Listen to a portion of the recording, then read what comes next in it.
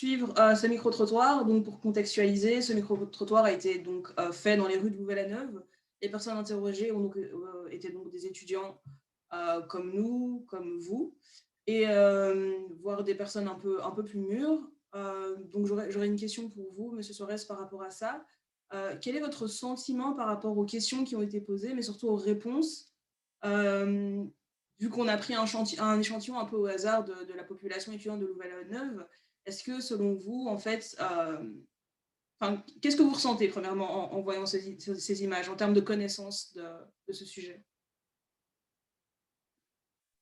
Euh, Tout d'abord, merci de m'avoir invité. Je ne l'ai pas dit tout à l'heure, mais je suis très heureux d'être là parce que j'ai aussi dirigé un cercle étudiant à Saint-Louis, le Kilimandjaro à l'époque, mais j'ai surtout participé et coordonné avec le service social de Saint-Louis, Campus Plein Sud à l'époque, et j'ai aussi travaillé sur des questions touchant à l'Afrique avec le CAFRICAP qui se trouve à Louvain-la-Neuve. Donc, je suis très heureux d'être avec vous ce soir. En fait, ce que j'ai vu ne m'étonne pas, même si c'est quelque chose qui me... Je vais dire la vérité, je suis peiné en fait.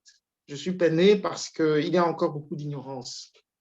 Et ce que j'ai entendu me conforte dans l'idée qu'il y a encore beaucoup de travail à faire.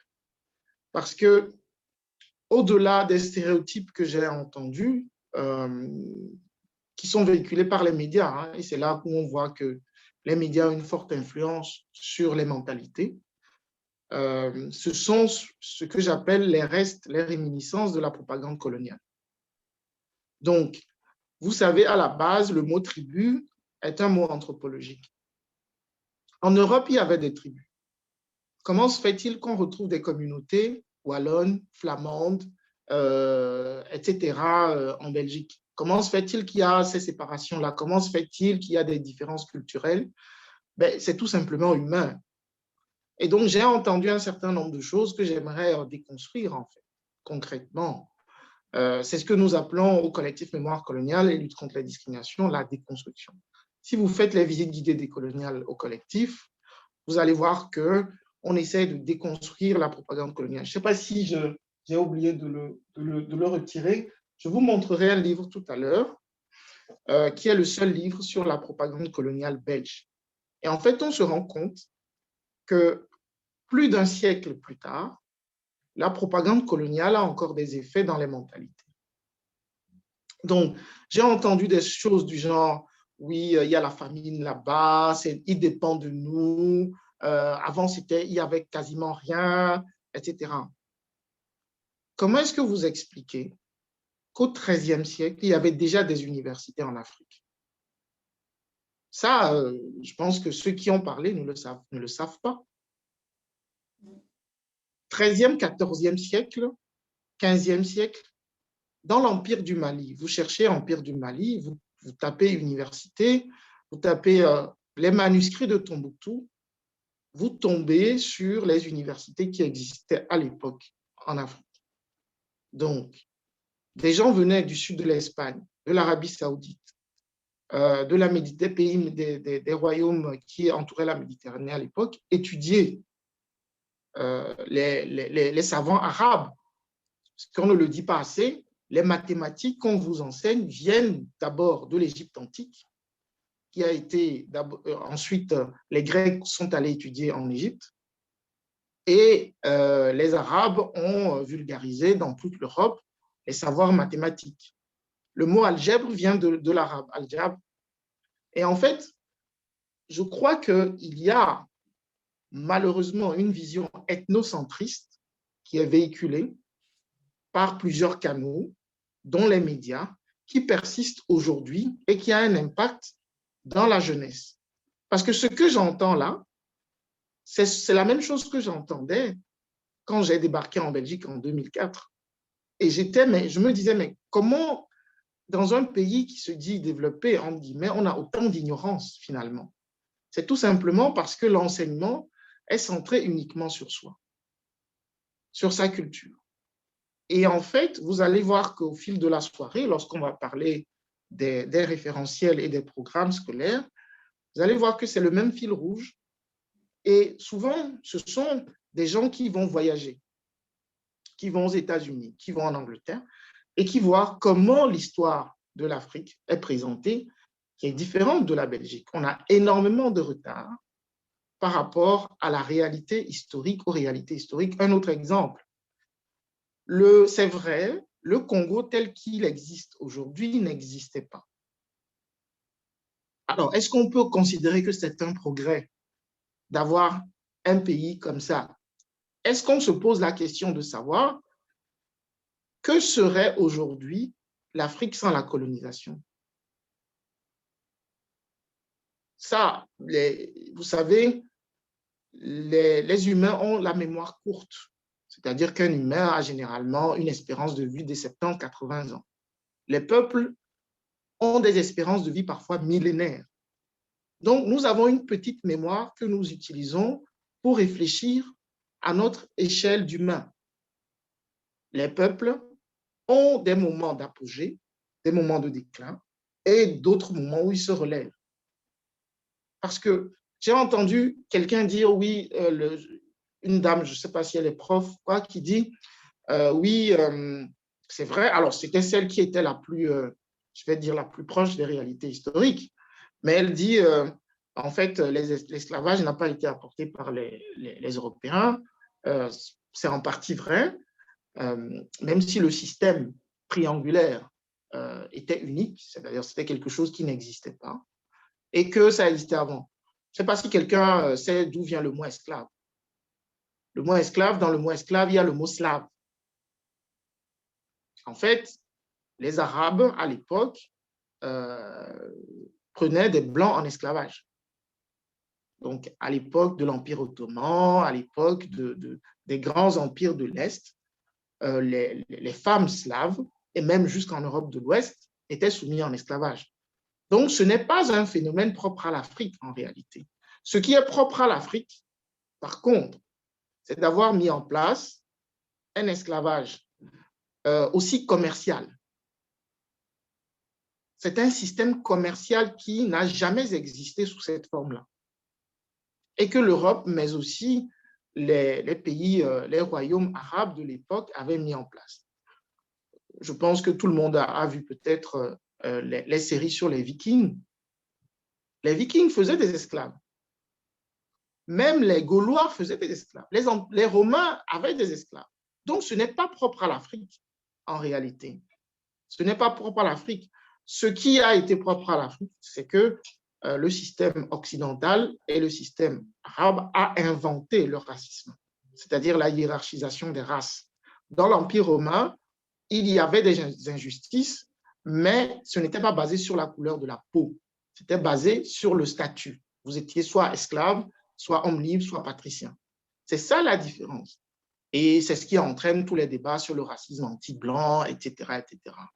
Le racisme, en tant que système colonial, a été inventé pour, lorsqu'on a voulu mettre les Indiens d'Amérique et les Noirs en esclavage.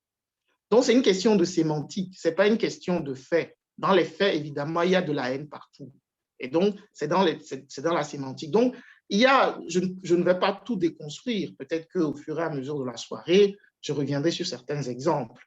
Donc, je vois qu'il y a beaucoup d'ignorance, beaucoup de méconnaissance, des bribes de connaissances, en fait, sur l'histoire de l'Afrique, mais même sur l'histoire de la Belgique.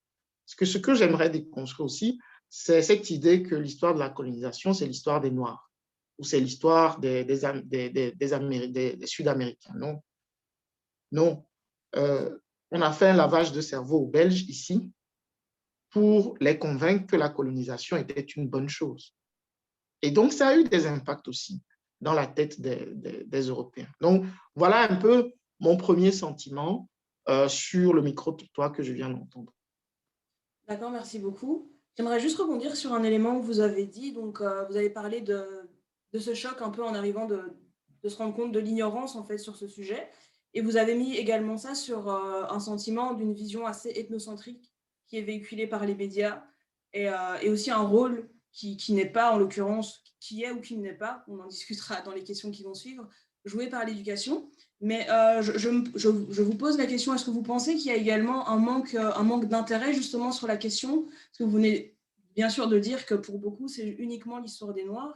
Et donc, est-ce qu'il n'y aurait pas aussi dans la population belge, de façon générale, un manque d'intérêt en fait à faire personnellement cette déconstruction et simplement en fait se borner aux idées qui sont véhiculées sans chercher plus loin? Oui, alors ça, je vais dire, c'est sociologique. C'est-à-dire que c'est sociologique et anthropologique. Vous savez, il y a deux choses. Je vais prendre des exemples qui sont simples à comprendre. Euh, le premier exemple est basé sur moi, à mon arrivée, ce que j'ai remarqué. Moi, je suis arrivé ici, j'avais déjà 22 ans. Donc, j'ai été initié, enfin, ceux qui ont étudié l'anthropologie savent ce que sont les initiations traditionnelles. Je me suis forgé une conscience politique avant de venir. Donc, ça m'a permis d'observer la société belge et les sociétés européennes en général. Ce que moi j'ai observé, c'est que la plupart du temps, dans la première approche, lorsque vous arrivez en Europe, que vous croisez quelqu'un ou que vous êtes dans une interaction, dans une soirée, quelque part, là, le premier réflexe, c'est la méfiance. C'est-à-dire que les gens ne vont pas spontanément vers vous. Ils sont méfiants avant de s'ouvrir. Par contre, alors je ne vais pas faire une généralisation, mais vous allez dans plusieurs sociétés africaines, c'est la curiosité qui domine. C'est-à-dire qu'on va spontanément vers l'étranger. Ça, c'est quelque chose que j'ai remarqué qui est très fort ici. Il faut du temps. Il faut vraiment du temps avant de s'ouvrir à l'autre. Et c'est lié, certains chercheurs le lient aussi aux conditions climatiques historiques, aux conditions de vie historiques. D'abord parce que en Afrique et dans plusieurs sociétés africaines, les gens vivent de manière ouverte. Les liens familiaux sont beaucoup plus grands parce que en Europe, on se limite maintenant à la famille nucléaire, papa, maman et les enfants. On a cousins, nièces, neveux, mais on les voit rarement. Et ce n'est pas considéré toujours comme de la famille proche. Alors que en Afrique, neveux, nièces, cousins, c'est encore de la famille proche. On dit c'est la grande famille, c'est encore de la famille proche. Les mécanismes de solidarité sont encore très forts, contrairement à ici. Alors, je donne des traits généraux, mais je ne généralise pas parce que je sais qu'il y a encore des exceptions ici. Ici, maintenant, quand vous avez 4 enfants, vous êtes déjà une famille nombreuse, ou 3. Parce qu'on voit cet individualisme, et c'est le deuxième trait, l'individualisme qui est basé sur le capitalisme, qui s'est ancré ici. Ce qui fait que la famille, la conception de la famille s'est resserrée. Pourquoi je vous donne ces exemples? Je vous donne ces exemples parce que ces traits sociologiques qui se sont ancrés historiquement ont fait que la vie, la conception du monde, tout simplement, de l'Occident s'est tournée sur lui-même. C'est-à-dire que l'Occident ne voit le monde qu'à travers ses propres yeux. C'est pour ça que j'ai entendu parler de la Chine dans le micro-trottoir. En fait, la Chine fait exactement la même chose et les gens sont choqués. C'est-à-dire que lorsque vous prenez une carte, c'est seulement en Afrique que vous allez trouver des cartes où l'Europe est au centre du monde. Si vous allez en Chine, la manière dont les Chinois dessinent la carte du monde, la Chine est au centre du monde. Les États-Unis font pareil. C'est seulement en Afrique. Et c'est un héritage de la colonisation. Et en fait, ce désintérêt dont vous parlez est lié au fait qu'on a conditionné les gens dans l'enseignement, dans les médias, dans les organisations de socialisation, les organisations de jeunesse, etc., à considérer que l'Europe, c'est le centre du monde. Pourquoi est-ce quand on vous dit que, en fait, les petits Africains qui meurent de famine, c'est nous qui les aidons? En fait, quel intérêt vous avez? Mais ici, pourquoi est-ce que les jeunes sont fascinés par les États-Unis? Tout simplement parce qu'après la Deuxième Guerre mondiale, combien ne boivent pas du coca ici? Il y en a très peu qui ne boivent pas du coca. Il y en a très peu qui n'aiment pas le cinéma américain, qui ne sont pas fascinés par les chanteurs américains. Parce qu'après la Deuxième Guerre mondiale, les États-Unis qui ont aidé l'Europe ont inondé le continent européen de ce qu'ils appellent le soft power, pour ceux qui font les sciences politiques, la culture, l'alimentation, l'habillement, tout ça a inondé le continent européen. Ce qui fait que les États-Unis sont devenus un objet de fascination. Et en fait, la colonisation, c'est ça. C'est-à-dire qu'à un moment donné, vous allez voir, les yeux avec lesquels l'Europe regarde la Chine, ce ne sont pas les mêmes yeux qu'il y a 20 ou 30 ans. Le jour où l'Afrique aura la souveraineté sur son économie, aura une émancipation économique, parce que le mot développement me dérange un peu dans ce contexte, parce qu'on a, et vous le verrez, on a différentes conceptions du développement. Est-ce que le développement, c'est nécessairement être accroché à son GSM 24 heures sur 24? Est-ce que c'est avoir plein de technologies autour de soi et être complètement isolé? Ne pas avoir d'interaction sociale, est-ce que c'est ça le développement? Chaque peuple a sa conception du développement. Aujourd'hui, nous sommes en train de revenir à une conception de la médecine qui dénonce les méthodes chimiques, qui entraînent beaucoup de méfaits comme le cancer. Ça a de très bons côtés, mais aujourd'hui, la médecine traditionnelle, la médecine naturelle est en train de revenir au goût du jour.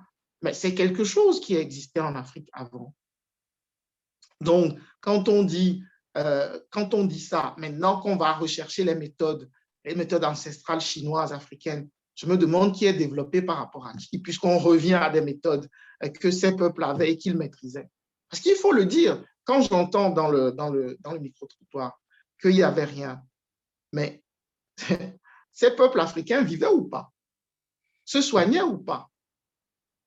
Qu'on soit d'accord ou pas avec leurs méthodes, mais ils vivaient avant qu'ils n'ont demandé la permission de personne, finalement. Est-ce que vous savez que le royaume Congo, qui avait des délimitations différentes, qui partait du nord de l'Angola donc à l'ouest, jusqu'au sud du Cameroun, ils avaient une représentation diplomatique au Vatican. Le royaume Congo avait un ambassadeur au Vatican. Ça, les gens ne le savent pas. Et donc, est-ce que des tribus qui ne sont pas organisées, qui vivent avec des os dans le nez, comme je l'ai entendu, qui sont complètement désorganisées, peuvent avoir un ambassadeur au Vatican? Et cet ambassadeur, vous pouvez aller dans les archives des musées à Barcelone, à Rome, etc. Les grands peintres ont peint les ambassadeurs qui venaient présenter leurs lettres de créance au pape. Au Portugal, le premier évêque noir, c'était le fils de l'empereur du Congo. Donc, qu'on a envoyé au Portugal, donc ils ont échangé, donc on a envoyé au Portugal pour aller rester à la cour du roi du Portugal, pour apprendre les coutumes portugaises. Donc, il faut relativiser et il faut connaître l'histoire. Sinon, on se construit des stéréotypes. Et donc, quand vous voyez, par exemple, des gens dire ils n'étaient pas développés, ils étaient sauvages un peu, vous pensez que ces gens ne vont pas avoir des stéréotypes sur les Noirs? Moi, je sors dans la rue aujourd'hui, je marche. Ce qu'on voit, c'est un Noir qui passe. Les gens ne se posent pas la question, est-ce qu'il est Noir américain? Est-ce qu'il est caribéen? Est-ce qu'il est de la Polynésie? Est-ce qu'il est, etc. Non. Et quand on voit le Noir, c'est l'Africain qui passe. Et donc, quand ces choses-là passent à la télé, dans les têtes des jeunes, évidemment que ça crée des stéréotypes. Donc, je voulais mettre ça en exergue pour vous montrer pourquoi. En fait, on regarde celui qui est, surtout quand on est dans des systèmes capitalistes, on regarde celui qu'on considère comme étant beaucoup plus développé économiquement que soi et culturellement que soi. C'est pour ça que l'Europe est centrée sur elle et regarde les États-Unis avant tout et ne regarde pas, ne s'intéresse pas à ce qui se passe en Afrique. Quand on s'intéresse à ce qui se passe en Afrique, dans beaucoup de cas, c'est dans des perspectives misérabilistes. On va aider, on va apporter ceci, on va apporter cela. On va faire 6 mois de coopération au développement, on revient, on est spécialiste de l'Afrique. Donc ça, ce sont des choses qui se passent. Maintenant, je sais qu'il y a des changements qui sont en train de se faire. Je sais qu'il y a des jeunes qui vont maintenant pour étudier des phénomènes politiques et qui ont une vision qui n'est pas paternaliste et qui n'est pas condescendante. Donc, il faut rester un peu optimiste. D'accord, merci beaucoup pour cette élaboration. Donc après ces réactions sur le micro-trottoir qui vous a été présenté, on va rentrer un peu plus, si je puis dire, dans le vif du sujet concernant en fait justement ce pan de l'histoire et sa place dans l'enseignement scolaire. Donc, Du coup, comme vous l'avez bien souligné après vos réactions dans le micro-trottoir et comme le micro-trottoir l'a montré, il y a des énormes lacunes dans la connaissance de la population belge sur ces questions-là et ces questions d'histoire coloniale et de colonisation qui ont d'énormes influences aussi dans notre société actuelle et donc qui sont d'une importance fondamentale. Et du coup, on va donc rentrer dans… Donc, ces questions, elles se déconstruisent en partie par l'enseignement. Donc, on va s'intéresser ici à l'enseignement et on va commencer à s'intéresser au référentiel. Donc, en premier temps, donc de 1999 à 2014, il y avait certains référentiels qui analysaient l'histoire coloniale à travers des concepts bien définis, assez rigides, qui donc demandaient de savoir analyser un processus de colonisation, de décolonisation et un processus de néocolonialisme. De plus, ces référentiels n'imposaient pas pour la Fédération Wallonie-Bruxelles d'étudier l'histoire coloniale liée à la Belgique en particulier, mais il fallait étudier l'histoire coloniale en général. Et donc, du coup, que pensez-vous de ces référentiels et sont-ils suffisants pour aborder l'histoire coloniale selon vous? Non, évidemment qu'ils ne seront pas suffisants. Était-il Je suffisant? vais juste préciser la question. Était-il oui.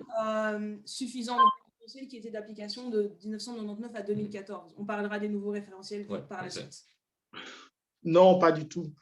Ce n'était pas suffisant et c'est pour ça qu'on avait, je vais dire entre guillemets, gueulé, manifesté.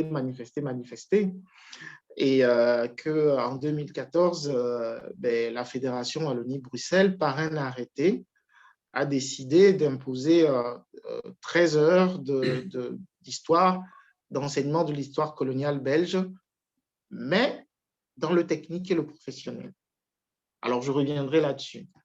Mais de 1999 à 2014, en fait, ce qui était dans les référentiels, c'était une phrase et que les pouvoirs organisateurs et les écoles mettaient en fin de programme: décolonisation, relations nord-sud. Ça s'arrêtait là. Et dans le général, c'est encore le cas, en fait, dans l'enseignement général, secondaire. Je reviendrai sur le fait que pour moi, il faut commencer par le primaire, en réalité. Mais bon, passons, parlons du secondaire. Donc, il y a cette phrase, sauf qu'il y a plusieurs problèmes. Le premier problème, c'est que les profs ne vont pas jusqu'au bout du programme.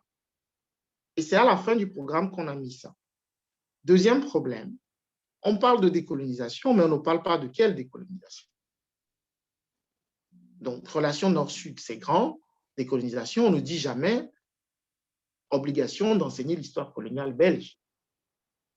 Donc, le problème, c'est qu'un prof qui veut enseigner cette histoire peut aller enseigner la colonisation en Amérique du Sud ou au Moyen-Orient. Et donc, dans les faits, jusque 2014, il n'y avait pas beaucoup de profs qui enseignaient. Si, et vous pouvez faire un sondage, hein, ceux qui ont eu un vrai cours, il n'y en a pas beaucoup. Lorsque vous aviez la chance de l'avoir, c'est que vous êtes tombé sur un prof curieux, mais aussi un prof qui a peut-être une conscience sur les enjeux d'inégalité qui existent dans le monde, en réalité, et qui a décidé de faire remonter cette question pour l'enseigner. Le troisième problème qu'il y avait, c'est évidemment que les profs, à raison pour beaucoup, n'enseignaient pas du tout cette question parce qu'ils n'étaient pas formés pour. Ça aussi, c'est une de nos revendications. Dans un premier temps, sur un premier point, le prof doit pouvoir être formé sur le contenu et pas sur le contenu qu'on a connu depuis les années de la colonisation, parce que c'était basé sur la propagande coloniale. Et ensuite, le prof doit être formé à gérer sa classe sur ces questions qui sont hyper sensibles, surtout dans des classes où il y a une diversité culturelle et où il y a des descendants de colonisés. Je ne sais pas si vous avez eu l'occasion de le voir, mais je sais que vos générations ne regardent plus beaucoup la télé. Mais au JT de la RTBF, on a montré une expérience d'une prof qui a décidé de faire venir un ancien colon. Mais ce qu'on n'a pas montré, c'est qu'avant l'ancien colon, il y a un militant du collectif Mémoire coloniale et lutte contre la discrimination qui est venu dans la classe. Mais le témoignage du colon a bouleversé la classe. Ce que la prof leur disait sur ce qui existait au moment de la colonisation les bouleversait. C'est normal quand vous invitez quelqu'un qui vous dit que les Noirs sont des sauvages, etc. Il fallait les frapper pour les dresser. Quand vous avez des élèves, soit métis, soit noirs dans la classe, ça bouleverse. Et même leurs amis sont bouleversés quand ils voient leurs amis pleurer. Il y a certains élèves qui ont dû même quitter la classe. Donc, si vous n'êtes pas formé à gérer ce genre de situation, vous êtes dépassé par les événements. Et donc, heureusement, je dis avec la génération Erasmus, ce que j'appelle la génération Erasmus, pourquoi je l'appelle ainsi, c'est-à-dire des gens qui sont devenus profs à l'université ou dans le secondaire, ont fait leurs études à l'étranger ou sont allés en vacances à l'étranger, sont allés dans les musées et ont vu comment l'histoire coloniale belge est présentée dans ces pays, ils se sont rendus compte du décalage qu'il y avait avec ce qui était fait ici. Et donc, lorsqu'ils rentrent, ça les marque. Et lorsqu'ils enseignent, ils ont envie d'enseigner autrement. Et donc, avec le temps, progressivement, les choses sont en train de changer. Mais sur la responsabilité politique des référentiels, les choses n'ont pas beaucoup bougé en réalité. Et donc, ces référentiels de 1999 à 2014 avaient beaucoup d'insuffisances. Je vous donne, même sur le contenu, je vous donne un exemple concret qui est très connu. L'assassinat du premier ministre Patrice Lumumba. Pendant longtemps, la thèse qui a été enseignée, y compris dans les universités à l'UCL, à l'ULB et dans toutes les universités belges, c'est la thèse qu'a défendue Jacques de Brassine, ancien diplomate colonial au Congo, qui a eu la plus grande distinction à l'ULB et qui a écrit un bouquin sur base de cette thèse, qui a tué Lumumba. Sa conclusion, c'était une affaire entre nègres. Ce sont des Congolais qui se sont massacrés. Jusqu'en 2000, 99-2000, où il y a eu la révélation. C'est-à-dire qu'un sociologue belge, journaliste belge, Ludo de Witt, spécialiste du Congo, fait une enquête et montre la responsabilité de la Belgique qui s'est associée à la CIA, au service secret français, au MI6 britannique, pour éliminer le Premier ministre congolais. Donc, vous voyez que les réalités scientifiques ont changé. Mais demandez-moi si, dans les faits, dans l'enseignement, est-ce que c'est systématiquement enseigné ça? Alors que le Sénat et la Chambre belge ont diligenté une enquête suite à la parution de ce livre, l'image de la Belgique était complètement salie dans le monde entier. Et donc, il y a une commission d'enquête parlementaire qui a établi la responsabilité de la Belgique dans cet assassinat. J'en parle parce que le Lumumba, c'est un mythe. Ce n'est pas seulement un mythe en Afrique. Vous allez en Amérique du Sud, vous allez en Asie, vous allez partout. Le Lumumba, c'est un mythe. Et donc, c'est l'exemple symbolique de ce problème. Donc, dans l'enseignement, ce n'est même pas systématiquement enseigné, alors que c'est reconnu politiquement. Donc, on voit bien que ce qui est enseigné n'est pas à la hauteur des enjeux. Et je voudrais préciser en disant que les luttes n'ont pas commencé avec Black Lives Matter. Quand j'étais coordinateur du collectif Mémoire coloniale, je faisais une boutade souvent. Les gens me demandent, mais quand j'explique tout ça, ils me demandent, mais vous avez tellement raison, comment se fait-il que ça ne change pas? Comment se fait-il que ça ne bouge pas? Et en blaguant, je dis, le jour où il y aura 3000 Noirs dans la rue, ça va bouger. Ça faisait des années que les associations se battaient. Et puis, tout d'un coup, il y a eu 15 000 personnes en période de crise sanitaire, place Poulart, et le soir même, le président du Parlement tweet « Il faut une commission d'enquête parlementaire sur le passé colonial belge ». Vous voyez? Donc, malheureusement, que ce soit pour l'enseignement, les référentiels ou pour d'autres, parfois, malgré le travail qui est fait, et donc ce travail a contribué à préparer le terrain, il faut un scandale. Il faut que le politique soit poussé dans le dos afin de pouvoir changer les choses. Donc, puisque vous m'avez demandé de me limiter en 2014, voilà un peu l'état de la situation telle qu'elle était jusqu'en 2014. Merci beaucoup. Et justement, donc, il y a un nouveau référentiel qui est apparu à partir de 2015, un référentiel qui avait été critiqué d'ailleurs par le collectif Mémoire coloniale, et notamment lors de sa mise en application dans certains établissements de test, donc en 2017. Le collectif avait écrit donc une lettre ouverte à Madame Schins concernant en fait cette mise en application de ce nouveau référentiel qui concernait donc voici l'humanité professionnelle et technique.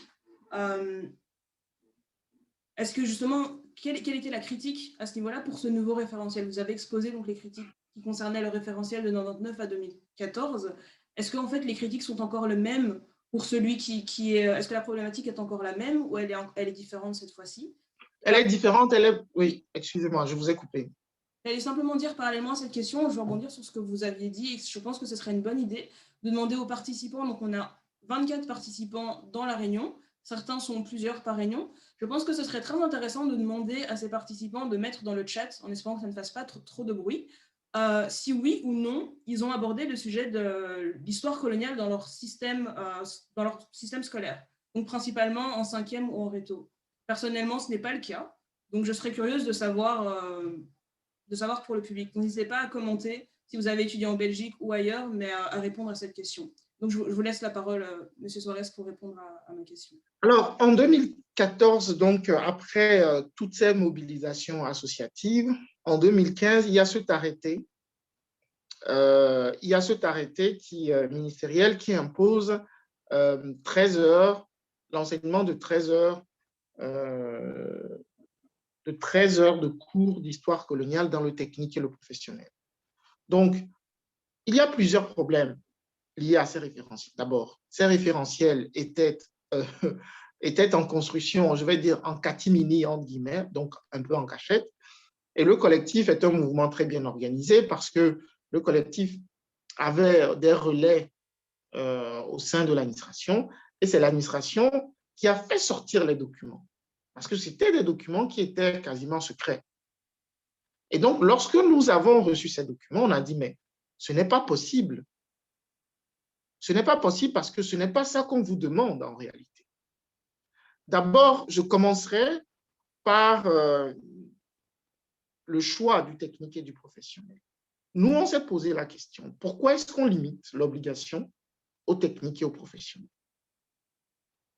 Nous avons fait notre analyse, elle est critiquable, mais voilà, nous avons posé la question et le politique à l'époque ne nous a pas répondu. Pourquoi le technique et le professionnel? Pour nous, c'est encore l'idée que l'histoire coloniale ne concerne que les Noirs. Et quand vous regardez au secondaire, l'orientation des élèves issus de quartiers défavorisés, issus de l'immigration. Quand je dis issus, ce sont les parents ou les grands-parents qui sont issus de l'immigration, dans la mesure où ce ne sont pas des immigrés, ce sont des Belges, ce sont même des Belges d'origine, puisqu'ils sont nés ici. Ce qui s'est passé, c'est que selon notre analyse, on envoie beaucoup de jeunes d'origine donc africaine, d'origine maghrébine, dans les filières techniques et professionnelles. Et donc, on s'est dit, mais c'est là-bas qu'on les retrouve le plus. Pourquoi ne pas imposer ça là-bas? Et donc, nous étions choqués sur le fait qu'on puisse implicitement faire passer le message que cette histoire ne concerne pas les autres Belges. Ça, c'est la première critique sur la forme. Sur le fond, parlons des outils conceptuels de base. Les outils conceptuels de base, ce sont des outils, ce sont disons, les références qui cadrent le cours qui doit être donné. Quels sont les outils conceptuels de base qu'on imposait aux enseignants? On imposait aux enseignants, je vous donne des exemples, donc vous pouvez peut-être mettre dans le chat le lien de la lettre ouverte. Donc, on imposait dans ces cadres de référence aux enseignants d'enseigner que, par exemple, en fait, s'il y a eu colonisation, c'est parce que les Blancs, donc les colons blancs, en avaient marre de vivre en Belgique et voulaient aller vivre au Congo, voulaient aller vivre en Afrique. Comme si là-bas, il y a du soleil, il fait beau, donc on en a marre un peu de la Belgique, on va vivre là-bas. Et que c'est une fois qu'ils sont arrivés là-bas, qu'ils ont découvert les richesses, qu'ils ont signalé ça à la Belgique et que Léopold II s'est dit, il y a quelque chose de bon à aller tirer là-bas, et donc il est allé coloniser. Mais on n'explique pas à la base que c'est un projet capitaliste visant à gagner de l'argent coûte que coûte au détriment des droits humains, même s'il fallait massacrer pour gagner de l'argent. Et donc ça, c'est quelque chose qui nous posait problème. Ensuite, il y a d'autres choses. Si je fais un lien avec le micro-trottoir, dans le référentiel, on dit par exemple qu'il faut enseigner aux enfants que avant la colonisation, les Africains vivaient essentiellement de la chasse, de la pêche et de la cueillette. Mais ça, c'est vraiment, je ne sais même pas comment qualifier ça. Je ne sais même pas comment qualifier ça. Ensuite, il y a, pour aller vite, il y a certains concepts qui nous dérangeaient. Au lieu de parler de massacre, on parlait d'exaction. Donc, on diminuait la portée de ce qui s'est fait, en réalité.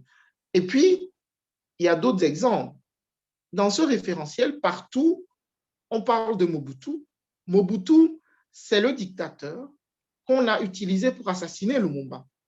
Parce que, pour vous expliquer qui était Lumumba brièvement, c'était quelqu'un qui était intransigeant, qui était incorruptible et qui disait « nous devons traiter d'égal à égal » et qui disait « les richesses des Congolais et des Africains doivent revenir aux Congolais et aux Africains ». Il a été assassiné pour ça. Et pour l'assassiner, on a retourné son plus proche collaborateur, qui était Mobutu, soutenu par la Belgique, par les États-Unis, par les grandes puissances occidentales.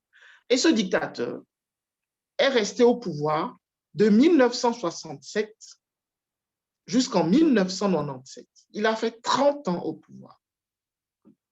Et donc, ce qui s'est passé concrètement dans ce référentiel, c'est qu'on voyait du Mobutu partout, c'est-à-dire le dictateur qui ne respecte pas les droits humains, qui était l'allié des Occidentaux, et nulle part on ne voit Lumumba dans le référentiel. Ce sont quelques exemples de choses qui pour nous étaient inacceptables. Et en fait, nous avions dit que la Belgique ne respectait pas ses engagements internationaux. Pourquoi? Parce que la Belgique est membre de l'UNESCO. Et l'UNESCO a produit, c'est gratuit, hein? Vous pouvez aller sur Internet, vous tapez Histoire générale de l'Afrique, les volumes Histoire générale de l'Afrique. Vous allez tomber sur les 7 ou 8 volumes que l'UNESCO a produits sur l'histoire générale de l'Afrique depuis le début de l'humanité. Ce qu'on oublie de dire, c'est que nous sommes tous ici, toutes et tous ici. Le 9e volume est en préparation, financé par le Brésil d'ailleurs, sur les diasporas. Vous savez, je vais faire une boutade, mais au collectif, on a un aîné qui s'appelle Malamine et qui, un jour, on lui parlait de la haine des jeunes noirs vis-à-vis des Blancs. Et il disait aux jeunes noirs, mais pourquoi vous pouvez haïr les Blancs? C'est pas normal. Parce qu'en fait, finalement, moi, je suis noir, mais le blanc, c'est mon enfant, quelque part. C'est moi qui ai fait le blanc. Pourquoi il disait ça? Parce que nous sortons tous de la même matrice. Nous venons toutes et tous d'Afrique. Les gens qui ont quitté l'Afrique pour migrer vers le nord du monde, et donc la couleur de peau que vous avez il y a 20 000 ans, c'est-à-dire ceux qui, d'ailleurs, déjà, je ne sais pas si on peut vous appeler blanc, on peut appeler ceux qu'on appelle blancs, roses, ou plutôt, je ne sais pas moi, beige. Hein? Il y a ce magnifique poème de Léopold Sédar Senghor qui dit on m'appelle homme de couleur, mais vous, quand vous êtes malade, vous changez de couleur. Quand on vous flatte ou quand vous avez peur, vous changez de couleur. Donc, dès qu'il y a une émotion, vous changez de couleur. Moi, je ne change jamais de couleur, mais c'est moi qu'on appelle l'homme de couleur. Voyez comment c'est ridicule les stéréotypes. Et donc, regardez ma chemise, elle est blanche. Est-ce que vous êtes blanc? Mais non. Ce sont des constructions sociales. Moi aussi, je ne suis pas noir. Mais ce sont des constructions sociales qu'on a imposées lorsqu'on voulait hiérarchiser les personnes en fonction de leur couleur de peau, les animaliser. Les animaliser pour pouvoir les vendre, en fait, lors de l'esclavage. Et donc, je disais cette boutade parce que, oui, il y a 20 000 ans, des études scientifiques l'ont montré, il y a 20 000 ans, en France, dans les pays nordiques, pardon, Suède, Finlande, etc., les gens étaient encore noirs. Il y a 20 000 ans. Il y a 8 000 ans, en Italie, en France, dans les pays de la Méditerranée, les gens étaient encore noirs. Donc, vous voyez comment c'est ridicule de s'axer politiquement là-dessus. Et donc, si les Noirs en ont fait une fierté, c'est justement pour pouvoir, aux États-Unis et partout, pour pouvoir en faire un objet de lutte, quelque part. Vous voyez? Et donc,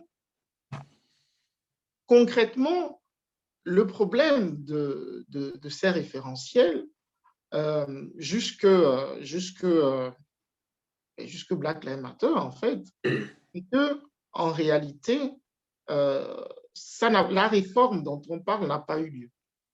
Elle n'a pas eu lieu parce qu'après les critiques que nous avons faites et que la presse a relayées, la ministre Shins a décidé de bloquer le dossier.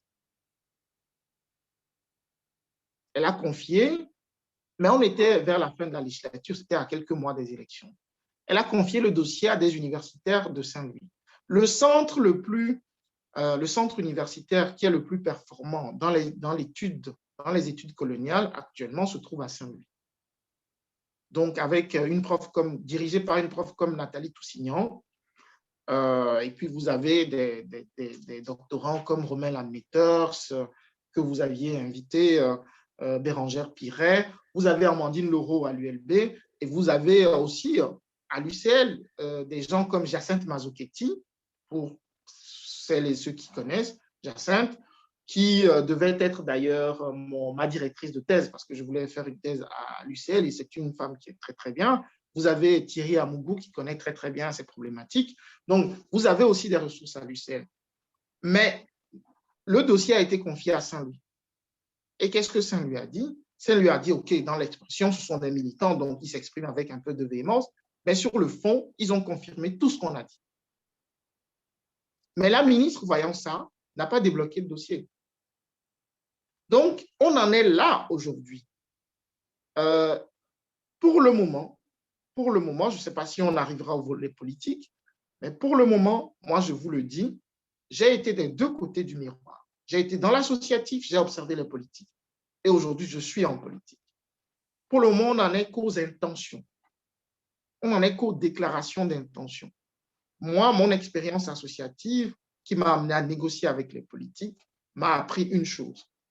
Tant que je ne vois pas l'application de la mesure, la lutte ne doit pas s'arrêter. Donc, on en est là aujourd'hui sur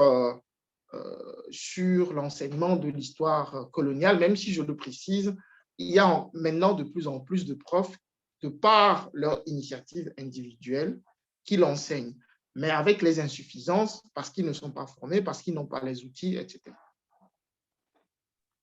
Très bien, merci beaucoup. Mais, du coup, je vais, dans un premier temps, réagir à ce qui a été dit sur le chat après la question de Sarah sur ce que chacun avait comme souvenir de son enseignement par rapport à l'histoire coloniale. Et donc, on voit que c'est assez varié, mais que c'est en général pas ou très faible. Certaines personnes disent l'avoir vu. Et donc, ça traduit assez bien ce qu'il y avait dans le référentiel, c'est-à-dire que c'était à la fin du programme, mais dépendant assez fort du professeur. On voit que pour certains qui ont étudié au Congo, c'était aussi assez varié. Pour certains, ils ne l'ont pas vu. Pour certains, ils l'ont aussi vu en primaire ou en secondaire. Maintenant, pour réagir à votre réponse, donc on voit clairement qu'il y a un manque dans ces référentiels. Et donc, comme vous dites, pour le moment, il y a eu beaucoup de déclarations du politique. Donc, on peut peut-être s'intéresser de ce que votre position parlementaire a pu vous amener pour savoir un peu comment ça a évolué en fait du point de vue politique, au-delà des déclarations, comme il y a eu par exemple la déclaration de maintenant la ministre Caroline Désir après les interpellations de Cécile Djounga en juin 2020. La ministre Caroline Désir avait dit qu'il y aurait des avancées sur le sujet. Concrètement, qu'est-ce qu'il y a eu dans les faits comme avancée sur le sujet justement? Alors, pour le moment, rien. Il y a une chose. Il y a une chose. Du point de vue des programmes, pour le moment, rien. Donc, la seule chose concrète qu'il y a eu deux choses concrètes. La première chose concrète qu'il y a, c'est que pour la première fois dans les référentiels du tronc commun, je ne sais pas si vous voyez ce qu'on appelle le tronc commun, dans la réforme du pacte d'excellence, donc de l'enseignement obligatoire, on a un tronc commun qui va de la 3e maternelle jusqu'à la 3e secondaire. Donc, c'est-à-dire que l'organisation de l'enseignement même a changé. Donc, on n'aura plus, c'est en train d'être mis en œuvre. Hein. La première promotion a commencé en 3e maternelle l'année dernière et il y a eu une pause parce qu'il y a eu la crise. Mais le but, c'est qu'en 2027, normalement, cette promotion qui commence en 3e maternelle arrive au bout. Donc, dans les référentiels du tronc commun, pour la première fois, il y a la question de la colonisation. Mais moi, j'attends encore de voir le contenu. C'est dans les cours de sciences humaines, parce que vous savez que dans la réforme, histoire, géographie va être fondue dans le cours de sciences humaines. Sciences sociales, sciences humaines, histoire, géographie, tout ça va devenir la même chose en primaire et en secondaire. Donc, ça, c'est positif, mais il faut qu'on voit le contenu. Pour le moment, c'est en train d'être analysé par le gouvernement. Ensuite, ça va être soumis au contrôle du Parlement. Les députés vont contrôler ce que le gouvernement a fait. La deuxième chose concrète, c'est que moi, quand je suis arrivé, j'ai prolongé, parce que je suis député au Parlement bruxellois, mais aussi au Parlement de la Fédération Wallonie-Bruxelles, qui s'occupe de vous, en fait, c'est-à-dire de l'enseignement supérieur également. Moi, j'ai initié ce qu'on appelle une résolution parlementaire qui demande au gouvernement de prendre des actions.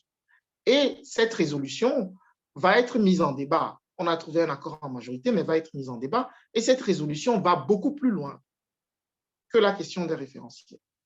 Donc, déjà, cette résolution demande au gouvernement d'imposer rapidement l'enseignement de l'histoire obligatoire dans tout le secondaire. Ça, c'est la première chose. Je fais une parenthèse pour dire que oui, il y a eu cet appel de Cécile Djounga, c'est important. Il y a eu cette déclaration de Caroline Désir, et c'est la première fois qu'une ministre le fait, c'est important. Mais il ne faut pas oublier tout le travail que les associations ont fait. Et ce n'est pas seulement le collectif, mais le collectif a été l'initiateur. Mais il y a beaucoup d'associations qui travaillent depuis 15 ans. Et donc, moi, historiquement, je n'aime pas beaucoup que quand les associations ont travaillé pendant des années, le politique arrive et puis bam, il ramasse tout. Et puis historiquement, on ne retient que c'est comme la loi Moureaux contre le racisme en 81. On fait comme si c'est Philippe Moureaux qui un jour a eu une illumination comme Archimède, Eureka, je vais faire une loi contre le racisme. Mais non, c'est parce que des associations ont travaillé depuis la fin de la Deuxième Guerre mondiale. Pour en arriver là, vous vous rendez compte qu'avant 81, on pouvait vous insulter dans la rue, sale nègre, et la justice ne faisait rien. C'est-à-dire, on va dire c'est normal. Jusqu'en 81. Hein. Et donc, je crois qu'il faut saluer l'action de ces associations.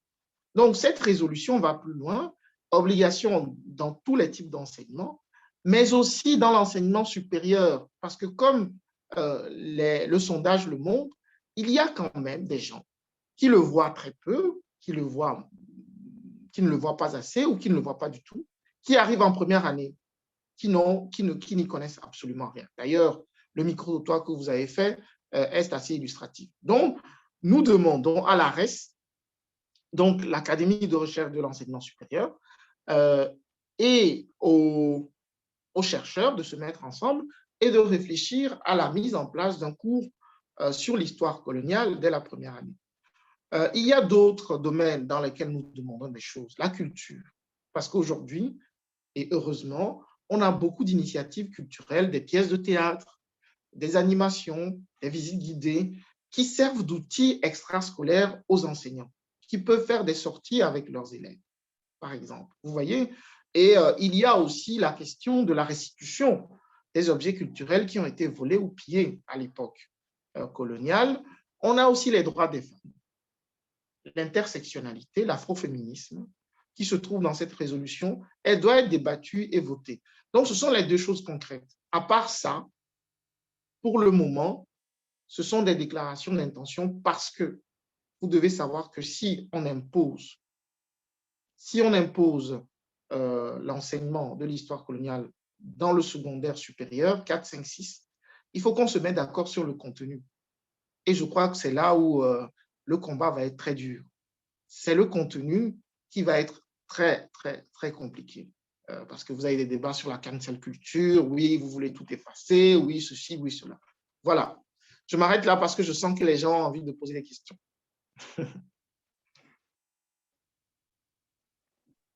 Eh bien, tout le monde aura l'occasion de poser ses questions par la suite. Il nous restait une interrogation tout de même. Concrètement parlant, en termes de contenu des cours, nous, lorsqu'on a préparé en fait, cette entrevue, on s'est posé la question de savoir est-ce que l'histoire coloniale, dans sa façon d'être enseignée, doit uniquement se borner au cours d'histoire?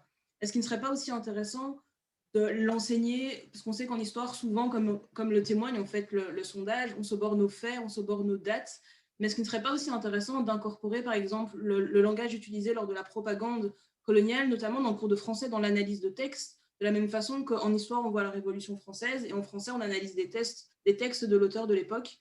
Donc, on aimerait un peu votre avis sur cette question. Est-ce que c'est quelque chose d'envisagé, quelque chose de souhaité?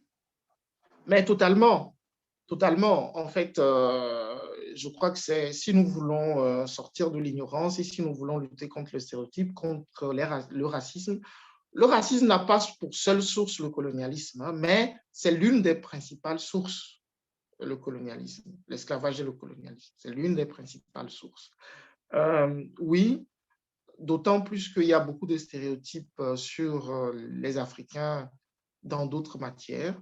Je crois que oui, il y a des auteurs qu'il faut lire. Hein. Je vais essayer de trouver certains bouquins qui sont des références. Voilà, ça. Bon, on ne le voit pas. Discours sur le colonialisme d'Aimé Césaire. Ça, s'il y a un classique qu'il faut lire, c'est celui-ci. Il est court, mais il est puissant. Et il peut être violent parfois. Hein. Mais ça reflète vraiment je vais dire, ce qu'était vraiment le colonialisme et les injustices. Quand vous ouvrez, la première phrase est assez illustrative. Elle dit quoi? Elle dit « Une civilisation qui s'avère incapable de résoudre les problèmes que suscite son fonctionnement est une civilisation décadente. » Et là, il parle de la civilisation occidentale. Une civilisation qui choisit de fermer les yeux à ses problèmes les plus cruciaux est une civilisation atteinte. Une civilisation qui ruse avec ses principes est une civilisation moribonde. Ruser avec ses principes, ça veut dire quoi? Ça veut dire adopter une déclaration des droits humains, disant tous les hommes, tous les hommes et toutes les femmes sont égaux. Et en fait, on va en Inde, en Amérique du Sud, en Amérique du Nord, en Afrique, en Asie, piétiner les autres comme s'ils n'avaient pas de droit. Donc, ruser avec ces principes, c'est prendre des principes et essayer de ruser avec les autres alors qu'on dit quelque chose et on fait autre chose. Donc, ça, ce sont Donc, ça, par exemple, dans le cours de français et de philo, je pense que c'est inévitable si on veut aborder ces questions de colonialisme. Par ailleurs, même en mathématiques, je pense que beaucoup ne connaissent pas ce qu'on appelle l'os d'Ishango. L'os d'Ishango, c'est à ce jour le plus vieil outil mathématique que l'on a découvert dans le monde. Et on l'a découvert où? En Afrique, dans la vallée du Rift, au Congo. et dans la vallée du Rift, donc dans le bassin des Grands Lacs. Donc, en fait, je vous renvoie aux 8 ou 9 volumes de l'histoire générale de l'Afrique parce que ça parle de l'Afrique avant la colonisation, pour montrer que l'Afrique avait une histoire avant que les colons n'arrivent. Et une histoire qui n'est pas une histoire de tribus affamées qui allaient à la pêche, à la chasse et à la cueillette. Les réalités étaient diversifiées, mais il y avait aussi de grandes civilisations en Afrique. Voilà. Ce que je peux dire, je pense qu'il y a plein de domaines, ça doit être transversal pour moi. Ça va être compliqué, hein? Moi, je suis très franc et très véridique. Ça va être compliqué au début. Je pense qu'on ne va pas obtenir ça tout de suite, mais je pense qu'avec les années, nous ne serons plus là, mais vous serez, il y a certains d'entre vous qui seront en politique et donc ils pourront aussi défendre ces points de vue. Comme le disait Frantz Fanon, je ne sais pas si je peux trouver le livre de Frantz Fanon ici. Voilà. Peau noire, masque blanc. De Frantz Fanon. Là, ce sont les grands auteurs francophones. Il y a des grands auteurs anglophones également. Mais Frantz Fanon, ce qui est intéressant, pourquoi il écrit Peau noire, masque blanc, lui, c'est un psychiatre. Il entre dans la tête du colon et du colonisé pour voir ce qui s'y passe. Et en fait, c'est quelqu'un qui traite les fous parce que la colonisation rendait... lui, il a été psychiatre en Algérie. Et en Algérie, ce sont les Français qui ont colonisé. Et donc, il dit peau noire, masque blanc parce que, vous savez, les Noirs colonisés veulent singer les Blancs colons. Je pense que tout le monde sait ce qu'est un bounty. Vous avez déjà entendu parler des bounty, noirs de peau et blanc dedans. En fait, c'est ce qu'il parle. Il parle du langage. Vous parlez du langage, Sarah. Il parle du langage, il parle de beaucoup de choses. Comment est-ce que quelqu'un qui arrive, veut imiter les Blancs, change son accent? Vous voyez, il veut parler comme le Blanc. Donc, il est complètement déculturalisé. Vous voyez? Et lui, il a dit quelque chose. Je vous disais que vous allez poursuivre la lutte que nous avons menée. Il a dit, chaque génération doit, dans une relative opacité, découvrir sa mission. Soit la remplir, soit la trahir. On lui a demandé sur son lit de mort, parce qu'il est mort jeune, il avait 35 ans. On lui a demandé, est-ce que vous voulez que ce que vous avez fait reste pour la postérité? Il disait, moi, j'ai fait ma part. Je vais mourir, je vais devenir poussière. Donc, que l'on retienne des choses de moi ou pas, ce n'est pas important. Ce qui est important, c'est que j'ai fait des choses qui restent. Maintenant, aux autres de continuer s'ils le souhaitent. Et donc, je pense que c'est de la responsabilité de chacune et de chacun de voir si on veut construire une société où il y a de la justice et où les humains sont considérés en fonction de ce qu'ils ou elles représentent et pas de ce qu'ils ou elles ont sur la peau, la couleur des yeux, etc., comme Martin Luther King le disait. Très bien. Merci beaucoup, Calvin Soares, pour toutes vos réponses et vos différentes références proposées. On avait encore prévu une ou l'autre question sur les autres axes de la décolonisation, mais on voit que le temps est bien avancé et que donc, certaines personnes ont envie de poser des questions. Donc, on va directement passer à un temps de questions-réponses. Il y avait la personne nommée étudiant qui voulait poser une question. Donc, vous pouvez ouvrir votre micro et directement vous adresser à M. Soares. Merci beaucoup. Désolé, je ne savais pas que c'était étudiant, j'aurais dû changer de nom. C'est Mathieu Colomoni. Moi, je voulais vraiment remercier M. Calvin Soares pour ces interventions, toutes ces informations que vous nous avez données. Ça a été vraiment bénéfique pour moi personnellement, parce que moi, j'ai passé une grande partie de ma vie au pays. Je viens de Kinshasa, au Congo. Je viens à peine d'arriver. Et il faut déjà le dire que l'histoire telle que vous la présentez… Merci beaucoup, Calvin. L'histoire telle que vous la présentez et comment vous l'expliquez, ce n'est pas exactement comment nous, on l'aperçoit quand on est encore de l'autre côté. D'accord? Là, je le dis tout de suite, c'est vraiment, il y a vraiment un long fleuve entre ce qui est dit. Aujourd'hui, je suis écœuré enfin, ça se dit, il y a des gens, il y a des Africains, des Congolais encore aujourd'hui au pays qui sont encore dans ce genre de débat. Lumumba a été tué à cause de sa femme, il est rentré pour sa femme. Il y a des gens qui croient encore à des histoires comme ça. Du coup, moi, je suis très content de participer, surtout de recevoir et d'accueillir. Je sens que le temps, il est vraiment restreint. Je ne sais pas si on aura d'autres occasions pour pouvoir échanger. Du coup, j'ai trois préoccupations. Je vais aller vite fait pour ne pas prendre beaucoup de temps. Dans votre combat, dans votre lutte, tout ce que vous faites dans le cadre du collectif et consorts, est-ce que vous avez quand même fait des efforts d'approcher ou d'intéresser les pouvoirs africains, c'est-à-dire les autorités, le gouvernement, tous ceux qui dirigent en Afrique, parce que je sens que il y aurait beaucoup peut-être plus de poids et plus de pression pour atteindre vos objectifs si jamais il y avait aussi une petite pression diplomatique derrière. Ça, c'est la première question.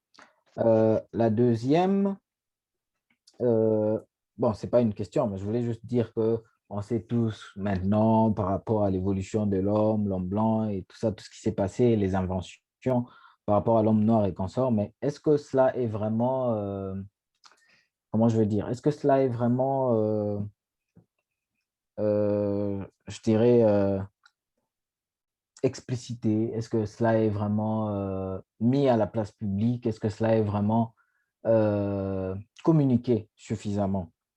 D'accord, ça c'est ce que je voulais vraiment savoir, mais aussi je voulais avoir votre avis par rapport, qu'est-ce que vous pensez du fait de ramener des sujets comme tels, des sujets qui, je le dis comme ça, parfois fâchent pour certains, des sujets sur la colonisation et consorts.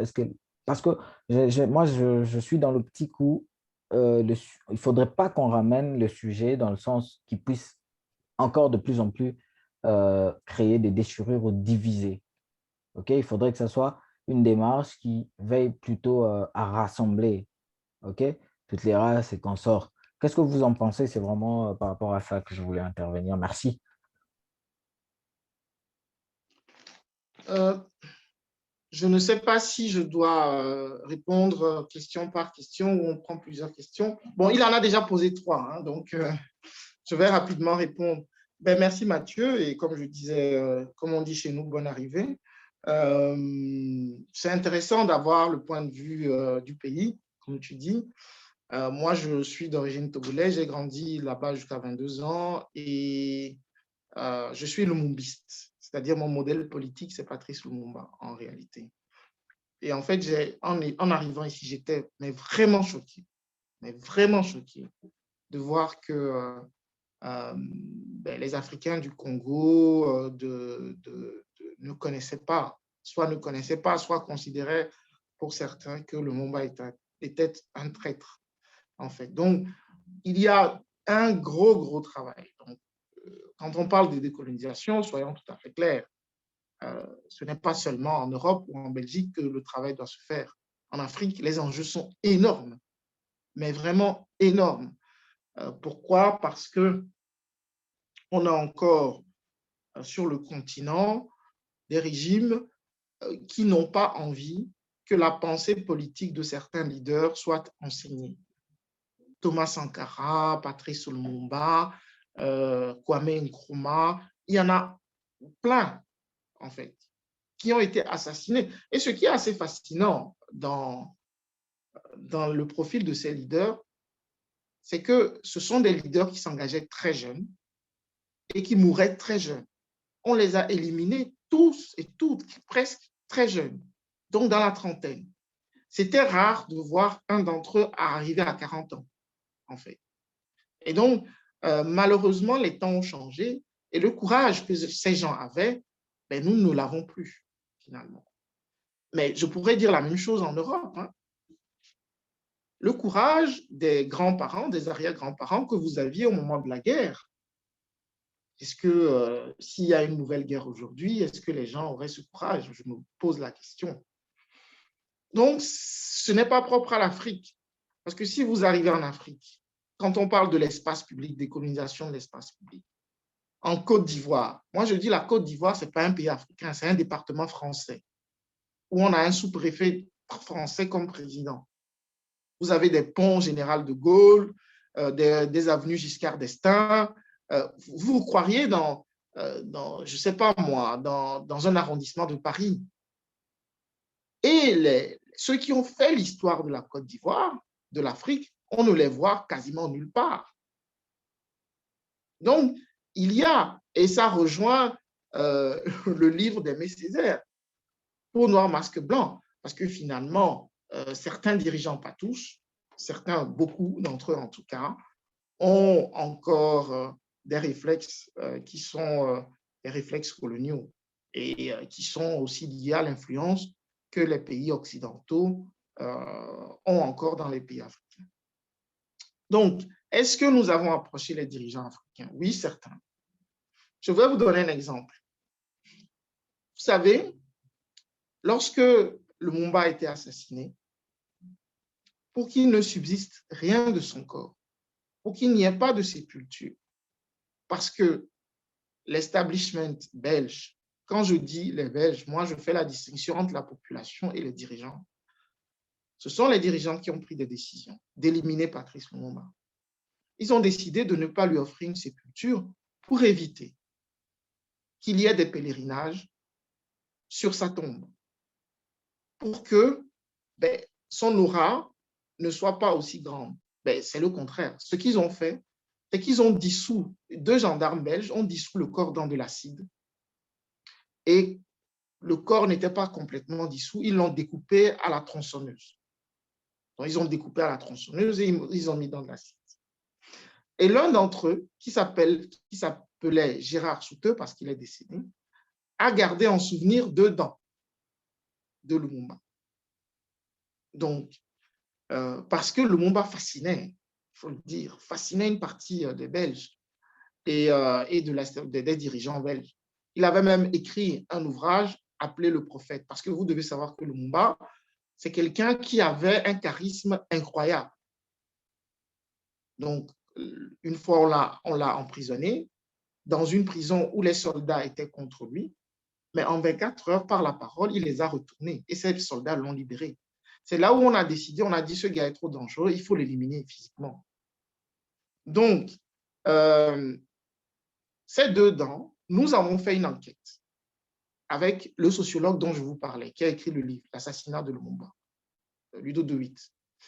Et un jour, Ludo de Witt lisait un magazine et a regardé aussi une émission à la télé où la fille de ce Gérard Souteux est interrogée sur son père qui est décédé. Et on lui pose des questions sur Lumumba et elle dit des choses qui font comprendre à Ludo que les restes qu'il a gardés de Lumumba sont toujours là. Parce que lorsque la commission d'enquête lui avait posé la question, il avait dit qu'il avait jeté les dents dans la mer du Nord. Or, des années auparavant, il avait montré devant la caméra d'Arte les 2 dents. Donc, qu'est-ce que Ludo fait? Ludo est quelqu'un de très intelligent que j'aime beaucoup. Cette nuit-là, c'était une nuit, il sort de chez lui, il va au commissariat qui se trouve à 10 minutes de chez lui et il dépose plainte pour recel d'une partie de cadavre. La police flamande, cette nuit, va chez cette femme, fait la perquisition et retrouve les 2 dents. Et est parti aussi avec des boîtes. Alors, il y a beaucoup de rumeurs sur ces boîtes. Certains disent qu'ils ont gardé des orteils, d'autres disent qu'ils ont gardé des doigts, etc., etc. Donc, lorsque nous avons fait cette enquête, nous avons recueilli les dents. Un autre élément des restes de Lumumba, c'était son discours, les feuilles de son discours du 30 juin, le mythique discours du 30 juin que tout le monde connaît. Lorsqu'il finit son discours le 30 juin, les gens viennent le féliciter. Et il y a un colon qui, sentant que la portée historique du discours, saute sur les feuilles, sur le pupitre et disparaît avec. Nous avons enquêté avec Ludo et nous avons retrouvé, Ludo et Julien Trudeau de CEC, nous avons retrouvé la copie du discours, de l'original, devinez où? Dans les archives de la Société Générale. La Société Générale qui est l'ancêtre de BNP Paribas Fortis, qui était une société très puissante au Congo. Parce que vous devez savoir que si on veut faire la colonisation, il faut investir de l'argent. Léopold II avait besoin de soutien. Et donc, il avait le soutien de banquiers comme le baron Lambert. La banque Baron Lambert, c'est l'ancêtre d'ING, par exemple. Vous voyez les liens, les connexions. Donc, là aussi, nous avons interpellé par le biais, alors d'abord, nous avons fait une lettre ouverte. À l'époque, c'était le gouvernement Matata Ponyo, sous le président Kabila.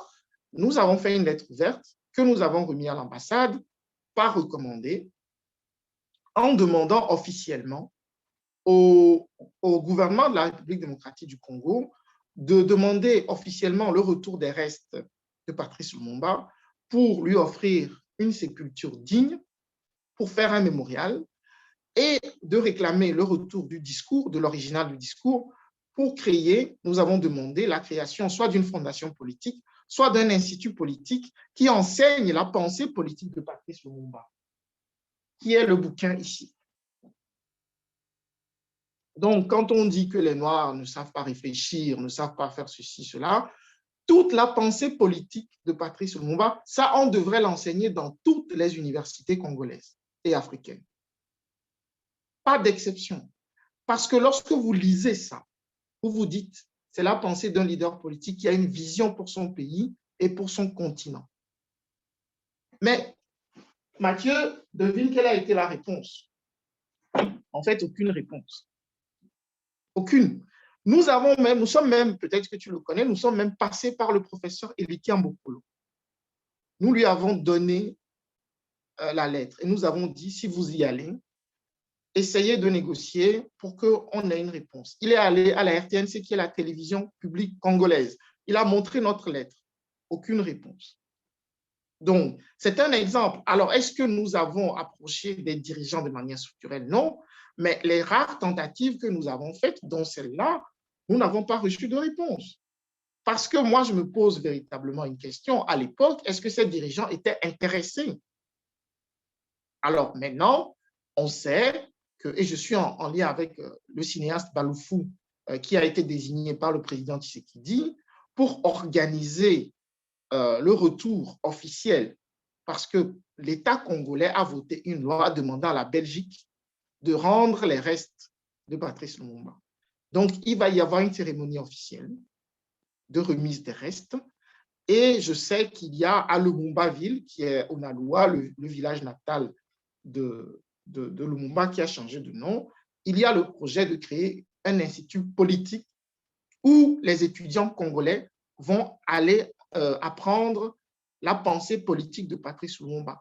Pourquoi certains dirigeants ont peur? Ce qui se trouve dans ce livre-là, si des étudiants, des enfants l'étudient dans 10, 20, 30 ans, il y a des choses qui se passent au Congo qu'ils ne vont plus jamais accepter. Et ça fait peur aux dirigeants et à leur clan. Je le dis en étant conscient qu'en Belgique, et je l'ai rencontré, on a beaucoup d'enfants, de diplomates, de ministres, etc. Mais j'en appelle à leur conscience. Vivre à la Gombe, vivre à la campagne, dans des cercles fermés, avec parfois en achetant son coca à 7 ou 8 euros en soirée, pendant que à Bandal, vous avez des gens qui souffrent. Ça, c'est ce que Lumumba ne voulait pas, concrètement. Et donc, c'est aussi pour ça qu'il y a des réticences. Ce n'est pas seulement le Congo. Vous avez plein de pays en Afrique comme ça, où le système est comme ça et où les gens ne veulent pas que ça change parce que ça leur bénéficie. Deuxième chose, rapidement. Alors, est-ce que c'est vulgarisé? Est-ce qu'on en parle? De plus en plus, de plus en plus. Alors, les pays anglophones en Afrique, je n'aime pas trop anglophone parce qu'il y avait des langues qui existaient avant le français et l'anglais. Mais bon, c'est comme ça. En Tanzanie, les gens maintenant font des thèses, des mémoires en Swahili. Au Nigeria, des thèses, des mémoires en Yoruba, en Haoussa, c'est bien. Mais dans les pays qui ont été colonisés par la Grande-Bretagne, il y a beaucoup plus d'avance sur ces questions. Je vous jure que vous allez au Ghana. Alors, il y a quelque chose de formidable qui illustre ça. Vous allez dans des pays dits francophones, vous allez à la banque, vous faites une file. Si vous êtes blanc, on va vous dire, passez avant, passez, on va vous faire des faveurs pour que vous passiez. Ou si vous êtes prêtre. Mais allez au Ghana et faites ça. Vous allez vous faire ramasser parce que la manière dont le Ghanéen, il est fier d'être Ghanéen, il est fier d'être africain, parce que les dirigeants ont mené des réformes dans l'éducation pour que les gens ne se décapent pas la peau. Vous vous rendez compte que les gens vont acheter des crèmes pour abîmer leur peau pour devenir blanc. Ça, c'est être malade. Quand je parlais de Frantz Fanon, c'est ça, c'est une maladie psychiatrique. Donc, vous voyez, donc, dans ces pays-là, la vulgarisation est beaucoup plus présente. Alors, ici, on en a parlé, mais en Afrique, il y a encore beaucoup, beaucoup de travail à faire. Et enfin, est-ce qu'on le fait pour ne pas créer des déchirures? Moi, je vous le dis, je pense que dans mon discours, je suis constructif. Je dis qu'en Belgique, c'est une histoire qui concerne tout le monde. Je dis aussi que nous devons travailler ensemble parce que finalement, si nous voulons une société apaisée, il faut travailler pour que les stéréotypes n'existent plus. Mais il y a une chose que je ne vais jamais éluder, c'est la vérité. C'est ce que je considère comme étant la franchise et de dire ce qui est. Donc, je ne vais pas flatter. Évidemment, moi, je suis en politique aujourd'hui. Donc, je dois dire la vérité, mais aussi écouter la version des autres, parce que je suis l'élu de tout le monde. Et je dois faire en sorte de trouver un chemin qui nous permette toutes et tous de vivre ensemble. Ça, c'est mon objectif en tant qu'élu. Mais cela ne doit pas m'empêcher de dire les choses en réalité. Quand je vois qu'au Festival Pukkelpop, en 2017, des jeunes femmes noires se font verser de la bière dessus, au chant de « Coupons les mains, le Congo est à nous », de jeunes qui ont 16, 17, 18 ans, une chanson de 1906 qu'ils maîtrisaient sur le bout des doigts, je me demande où l'on va. Qui leur a appris cette chanson? Comment se fait-il que cette chanson de 1906 a traversé des générations au point d'agresser des femmes noires avec? Donc, si on ne le dit pas, je pense que le problème ne sera pas réglé. Ce sont des liens qu'il faut faire très clairement. Et il faut que nous tous, quelle que soit notre couleur de peau, nous prenions conscience de ça. Que nous prenions conscience de ça si nous voulons une société véritablement égalitaire. Voilà ce que je peux te répondre, Mathieu. Merci beaucoup, Calvin Suarez. Je ne sais pas si on me permettra de vite rebondir juste rapidement. Il y a une petite sous-question que j'avais oublié de mentionner. J'allais peut-être, Mathieu, si tu le permets, avant que tu poses ta sous-question, quand même, comme le temps avance, et peut-être que d'autres gens ont des questions à poser, peut-être d'abord demander s'il y a potentiellement une autre question, une autre intervention que quelqu'un souhaite solliciter. Si quelqu'un a une autre question, je vous en prie. Et si ce n'est pas le cas, on te donne... Bon. Ah, j'entends quelqu'un. Oui, et bonsoir. Je ne sais pas si... Enfin, j'ai levé la main, mais c'était pas... Je n'ai pas accès je ne vois pas les mains levées, mais je vous en... Ah, d'accord. Oui, alors c'est Fiona. Bonsoir tout le monde. Ah, coucou Fiona, je t'en prie, vas-y. Coucou. Je ne mets pas ma caméra parce que c'est mon téléphone et il a du mal. Voilà, donc merci en tout cas pour ces chouettes échanges. Donc j'avais une question pour Calvin, pardon. Donc moi je suis burundaise, donc, et comme ça pour situer un peu, lorsqu'on mène en fait ce genre de lutte, donc des luttes décoloniales, voilà, ici en Belgique ou en France, on va dire en Europe ou en Occident, il y a cet argument qui vient très souvent, et ça vient d'ailleurs voilà, on va dire des personnes racisées, où on dit, voilà, est-ce que la lutte ne devrait pas être menée sur le continent? Est-ce que c'est pas se tromper d'auditoire que de faire que d'avoir ce genre de lutte ici, même s'il y a un lien, enfin on sait très bien le lien qu'il y a, parce que finalement l'establishment belge dont vous parliez, qui tire les ficelles, mais il est déjà au courant de ce qui se passe, il est déjà au courant de la situation, même plus au courant que nous. Est-ce que c'est pas se tromper de public que de mener les luttes ici dans le Nord, comme on dit? Est-ce que ce serait pas plus efficace et plus pertinent d'aller sur place et de conscientiser on va dire les citoyens et citoyennes qui sont sur le continent? Il y a vraiment vous avez un peu abordé ça, hein, en parlant de de toute la nécessité de faire un travail sur place, mais le fait de le faire ici, comment vous expliqueriez à ces personnes-là qui ont ce genre d'argument que c'est aussi nécessaire de le faire ici ou, enfin voilà, quelle est votre position là-dessus? Merci. Juste, Calvin Sorès, avant de répondre, on va peut-être prendre les 4 questions des différentes mains levées. Comme ça, vous répondez à tout d'un coup s'il y a des choses qui s'entrecroisent. Donc, du coup, c'était Maggie ensuite qui peut poser sa question. Ouais. Ce sera la question donc, de Maggie, ensuite la question de David, et ensuite on va terminer avec la question de Mathieu. Comme ça, on verra si les questions s'entrecroisent. On pourra conclure sur ces questions. Donc la parole est à Maggie, il me semble. Bonsoir, vous m'entendez? Ouais. Très bien. Bonsoir. Donc moi, ma question, c'est plutôt sur la question du programme scolaire et du pacte d'excellence en général. Quand j'ai entendu que le fait que la colonisation allait faire partie du programme, j'étais vraiment contente. Mais bon, aujourd'hui, j'ai appris que c'était uniquement pour l'enseignement professionnel et technique. Mais donc, l'été dernier, j'ai eu l'occasion de discuter avec un futur professeur d'histoire qui donc allait finir et est en train de faire son mémoire. Et donc, à un moment donné, on a eu une discussion et il m'a expliqué que dans le cadre de son stage, il a pu enseigner l'histoire coloniale et ça a engendré des discussions. Et donc, durant nos discussions, il a pu tenir des propos comme la colonisation a quand même été bénéfique en grande partie, ou encore que les Européens ont emmené la civilisation en Afrique. Et donc ça m'a un peu fait peur parce que c'est génial si on parle de la colonisation à l'école, mais ce serait dommage si les professeurs ont encore des stéréotypes comme ça. Donc, si ce sont les mauvaises personnes qui leur apportent l'histoire, au final, ça fait un peu, ça ne sert pas à grand-chose.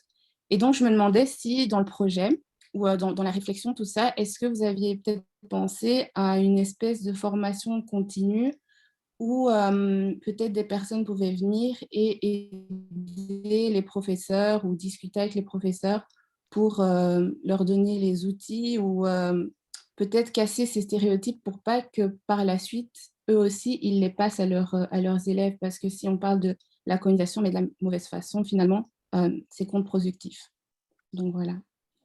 Merci. Moi, juste pour que voilà, l'exemple que Maggie a cité ne soit pas un exemple à part entière, je voulais juste confirmer aussi ce qu'elle a dit. Moi, pour ma part, j'ai vécu, je suis né, j'ai grandi au Congo, à Kinshasa, et je suis arrivé faire mes études supérieures ici en Belgique. Donc C'est qui? C'est Fabrice, pardon, c'est Fabrice. Ah, Fabrice, ok. Ouais, ok. Et donc, mon premier rapport, parce que comme je l'ai dit, le rapport en termes académiques, scolaires, à l'histoire coloniale, il a plus été voilà, sur quels étaient les empires et les royaumes qui existaient au Congo avant l'arrivée de la colonisation, quel a été l'impact de la colonisation, mais il n'y a jamais eu une sorte de démarche, voilà, un retour sur les stéréotypes qui ont été instillés dans la psychologie des Africains et des Congolais sur place. Donc, il n'y a jamais eu ce travail de déconstruction de stéréotypes. Mais ce que je voulais dire, c'est qu'en arrivant ici, donc deux de mes amis avec qui j'étais à l'université de Namur pourraient confirmer, on a eu un cours d'histoire économique pendant lequel la professeure d'université a quand même dit dans un auditoire de, je pense, minimum 150 personnes que la colonisation était un échange de culture. Moi j'étais assez sidéré à l'idée d'entendre ça. Et moi, je voulais savoir si vous avez déjà entendu ce genre de témoignage et qu'est-ce que vous comptez faire en fait pour essayer d'y remédier, parce que c'est vrai que ça n'aide pas. Un professeur d'université, c'est quand même une figure qui, voilà, elle a un peu parole d'évangile, comme on dit. Et si les profs d'université sortent ce genre de propos ou de propagande, limite, c'est peut-être voilà, faire un pas en avant et 10 pas en arrière. Qu'est-ce que vous en pensez? Merci. Du coup, David, tu peux poser ta question et ensuite Mathieu pourra la poser. Bonjour, merci pour votre présence. Merci aux deux associations également pour ce débat et pour cette soirée. Donc moi, j'avais deux questions. La première, c'est par rapport au pont, donc Annie Cordy, donc, qui a changé de nom, dans le sens où… c'est le tunnel, hein, c'est le tunnel. Oui, pardon, le tunnel, oui. Donc qui est passé de Léopold II à Annie Cordy. Je pense que c'était dans un but de déconstruire, mais on n'a pas vraiment déconstruit. Et donc, ma question est de savoir finalement, est-ce qu'il n'y a pas un problème avec la déconstruction? Parce qu'on essaie de déconstruire en permettant aux gens de choisir un nom, mais ils ont choisi un nom qui ne déconstruit pas, mais qui continue de construire sur la même chose, finalement. Et ma deuxième question, c'est par rapport aux commissions qui sont mises en place, je dirais, de manière assez régulière maintenant. On a eu une commission qui est mise en place au niveau de la Chambre basse du Parlement, si je ne me trompe pas, par rapport au passé colonial de la Belgique. J'ai pu voir que les différents intervenants sont également des membres de la diaspora, mais est-ce qu'il n'y a pas un problème dans le sens que l'on ne fait pas participer les gouvernements des pays dans lesquels la colonisation a eu lieu pour qu'il y ait aussi cet apport dans le débat? Donc, par exemple, ici, en l'occurrence, le Congo, le Rwanda et le Burundi, pour qu'on puisse également voir cela. Donc voilà, merci beaucoup. Vas-y, Mathieu. Merci. Du coup, moi, je sais pas. En tout cas, je demanderai à ce qu'on nous accorde un peu plus de temps encore, je sais pas, plus tard avec notre grande réunion, parce qu'il y a tellement à dire. J'adore cet entretien avec Calvin. Alors, je vais aller vite fait dans le même sens que Fiona, qui elle, partait beaucoup plus dans le sens de l'auditoire et tout. Alors, Calvin, ne penses-tu pas que le problème que moi j'ai toujours décelé avec l'Afrique, avec tout ce qui s'est passé au fil du temps, quand il y a un problème comme ça, par exemple, Lumumba, on l'a vu, la trahison, elle est venue à travers un Africain. Mobutu, par exemple. Thomas Sankara, la trahison est venue à travers un Africain, Blaise Compaoré. Est-ce que le travail ne devrait pas être vraiment fait d'abord à notre niveau, faire comprendre à la population africaine ou faire comprendre vraiment à toutes ces personnes-là, à tous nos propres frères et sœurs, bon, pour moi, tout le monde, on est frères et sœurs, mais est-ce qu'il ne fallait pas vraiment travailler d'arrache-pied au niveau de l'Afrique avant de s'ouvrir au monde extérieur? Merci. Bien, des questions très intéressantes. Bon, d'abord, j'aimerais dire que oui, c'est un sujet passionnant. Hein. Pour celles et ceux qui veulent prolonger, je pense que vous avez, donc, il y a Sarah et l'autre, ton nom, c'est, j'oublie. Joachim. Joachim. Alors, Sarah et Joachim, donc, vous avez mes contacts, mon mail. Je peux vous laisser mon numéro de téléphone. Celles et ceux qui aimeraient prolonger la discussion peuvent organiser quelque chose. Je suis toujours ouvert à des rencontres et malheureusement, bon, nous sommes en pandémie parce que c'est toujours beaucoup plus chaleureux de le faire en présentiel et de prolonger souvent les questions qui n'ont pas été abordées autour d'un verre, puisque nous sommes dans un pays où on aime beaucoup les bières et l'alcool. Mais je laisserai mes contacts, Mathieu, et toutes celles et ceux qui le souhaitent, pour prolonger la discussion dans une forme ou une autre. Si vous avez des cadres dans lesquels vous pourrez réorganiser quelque chose, je pourrais revenir. Alors moi, l'avantage que j'ai, c'est parce que j'ai les deux visions, c'est-à-dire la vision du terrain, de par mon expérience associative, et ma vision politique par rapport aux décisions concrètes. Alors d'abord, Fiona. Fiona, je m'excuse tout d'abord parce qu'effectivement, je n'ai pas assez parlé du Burundi et du Rwanda. C'est extrêmement important dans tout ce qui se joue aujourd'hui, dans les commissions qui ont été mises en place. Et je t'annonce que bientôt, Ludo va sortir un nouveau bouquin sur le rôle de la Belgique dans l'assassinat du prince Rwagasore. Le prince Rwagasore, c'est le prince héritier du Burundi, parce que vous devez savoir que le Rwanda et le Burundi étaient des royaumes qui ont gardé, eux, leurs frontières telles quelles, à quelques exceptions près. Et que celui qui devait monter sur le trône du Burundi au moment de l'indépendance, le prince Rwagasore, a été assassiné par un Grec, parce qu'il y avait beaucoup de Méditerranéens, des Portugais, des Grecs au Congo, au Rwanda et au Burundi. Et on a découvert plus tard que c'est son cousin qui l'a fait assassiner, parce que Rwagasore avait dit qu'il allait abolir la monarchie et qu'il allait devenir, donc il est devenu Premier ministre finalement. Et donc son cousin, et certains accusent la Belgique d'avoir poussé son cousin, d'avoir joué un rôle, l'État belge, d'avoir joué un rôle dans cet assassinat. Et donc, Ludo prépare un bouquin, je l'ai encore eu tout à l'heure au téléphone, et ce bouquin va bientôt sortir. Donc, si tu es intéressé, dès que ça sort, on va essayer d'organiser quelque chose avec Ludo autour de ça. C'est très important.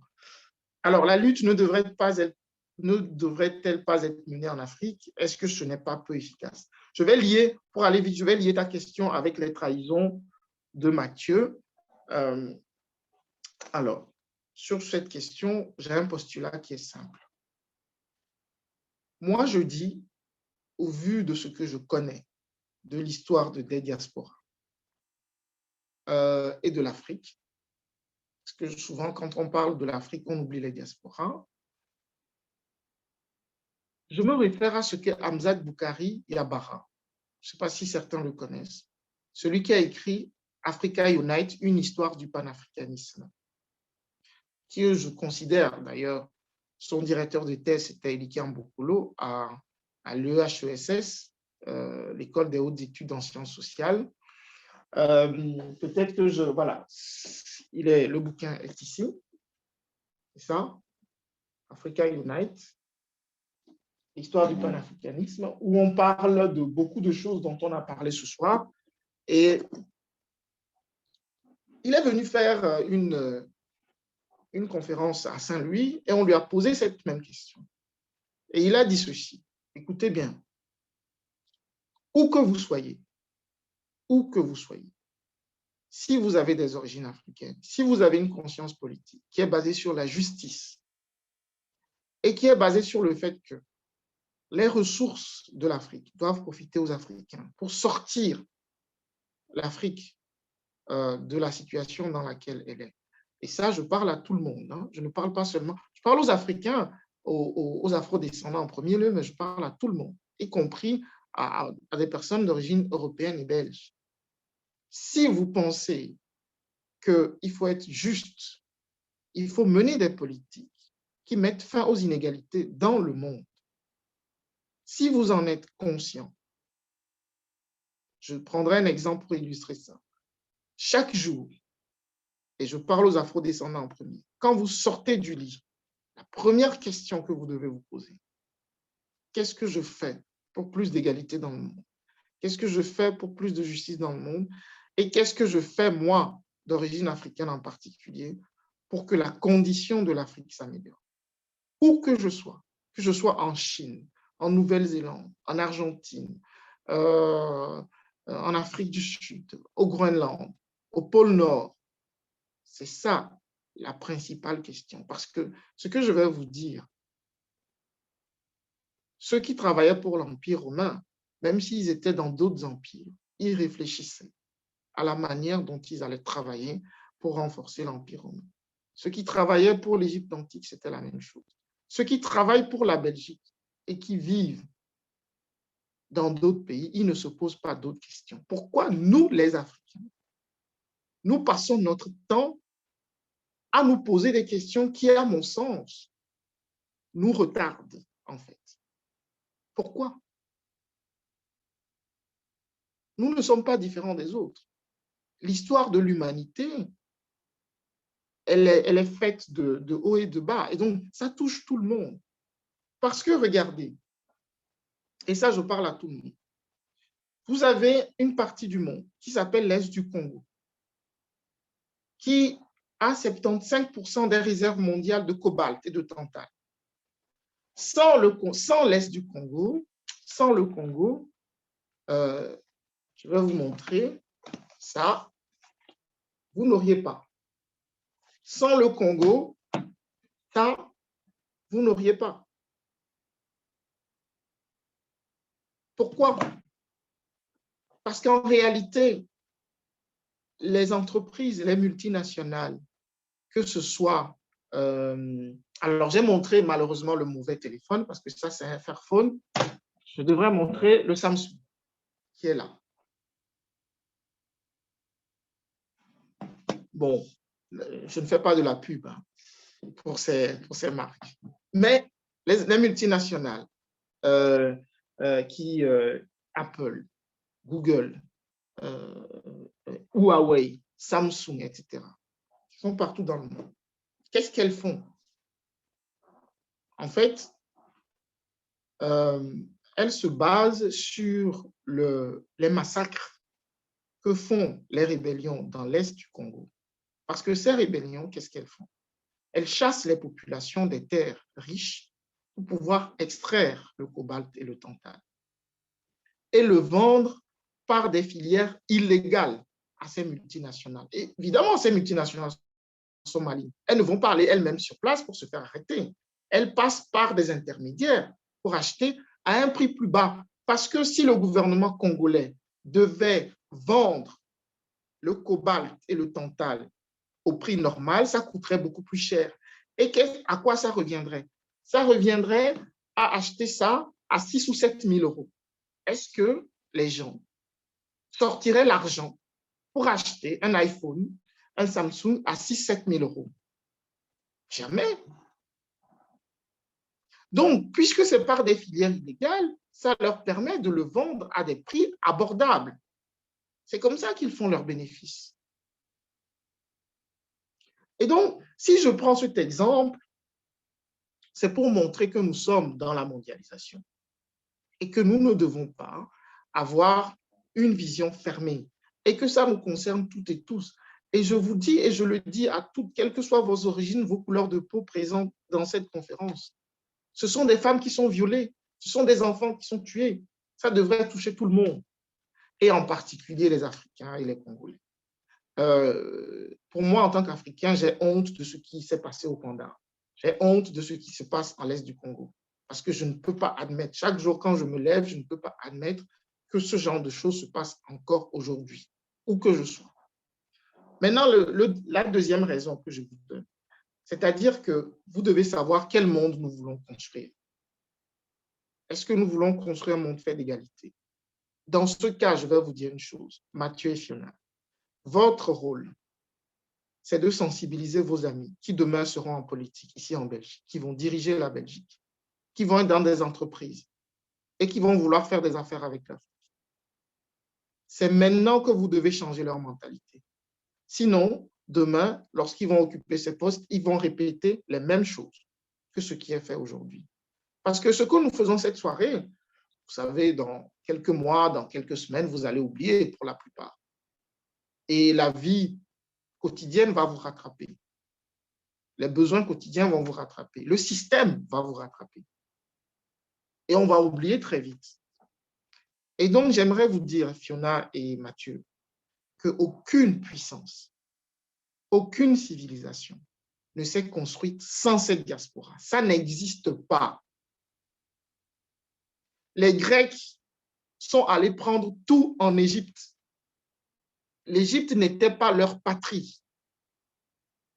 Ça, il faudrait que vous puissiez le garder en tête et le dire aux gens qui vous donnent ce genre d'argument. Deuxième chose, dans la diaspora, lorsque vous lisez les études et lorsque vous faites une expérience de terrain, les gens vous disent « Ah, moi, je vais rentrer, moi, je vais rentrer, moi, je vais rentrer, je vais aller lutter chez moi, ici, ce n'est pas chez moi, etc. etc. » Vous savez, dans les années 50 et 60, les gens disaient ça aussi. Mais on les a retrouvés à Matongé en train de boire de la bière. Parce qu'ils ne sont pas rentrés. 80% des gens, selon les études, 75-80% ne rentrent pas définitivement. Et d'ailleurs, les jeunes aujourd'hui sont beaucoup plus dans les navettes, c'est-à-dire ils circulent beaucoup plus en réalité. Et donc, sortir cet argument-là, pour moi, ne vaut pas, parce que partout où l'on est, le mythe du retour, ce mythe du retour, c'est dans la bouche. Beaucoup, c'est dans la bouche. Retourner vivre là-bas, c'est beaucoup plus compliqué, sauf si vous avez les moyens. Parce que vivre à Kinshasa, ce n'est pas donné à tout le monde. Hein.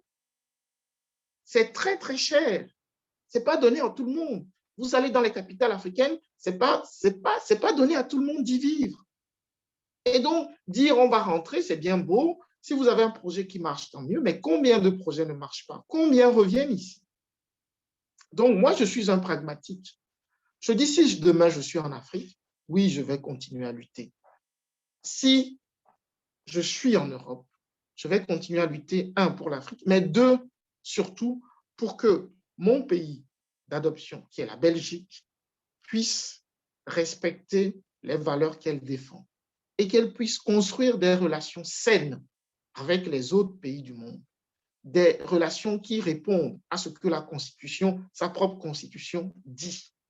Ça, c'est ce que je dis concrètement. Maggie, ce qui vous parle de l'apport positif de la colonisation, ça, vous savez, le débat, il est éternel là-dessus. Je vais vous donner un outil de déconstruction qui va leur clouer la bouche. Ne faites pas, bon, ça dépend des lieux, mais ne faites pas de lien avec le nazisme. Parce que si on compare avec le nazisme, on va dire tout de suite, oui, non, mais vous faites, comment on appelle ça, ce principe-là? Ça m'échappe maintenant. Ça va me revenir. Le point Godwin. On va vous dire, oui, le point Godwin, le point Godwin. Mais en réalité, c'est ce que Césaire fait dans son bouquin. Hein. Il dit en fait, ce que vous n'avez pas accepté pour le nazisme. D'ailleurs, lorsque les Allemands, lors de la Première Guerre mondiale, pas la Deuxième, sont venus massacrer des gens dans le sud de la Belgique, dans le Luxembourg belge, qu'est-ce qu'on a écrit sur les Allemands? Comment on les a détestés? On fait la même chose aux Africains et on leur dit, ah mais non, estimez-vous heureux parce que s'il y a quand même des choses positives. Vous allez dire aux Belges qui ont subi ça dans le sud du Luxembourg, estimez-vous heureux parce que les Allemands, quand même, ils étaient supérieurs, ils ont apporté ceci ou cela. Mais non. Cet exemple que je vais te donner, qui est tellement basique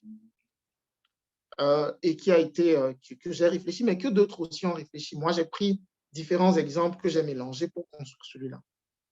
Imagine que tu as ta maison, tu vis dans ta maison, et puis il y a un type que tu ne connais pas, qui vient de très loin. Tu es là, tu as tes richesses dans ta maison, tu as 5 enfants.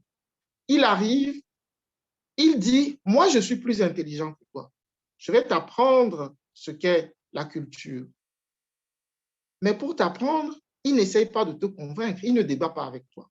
Il te frappe, il te viole.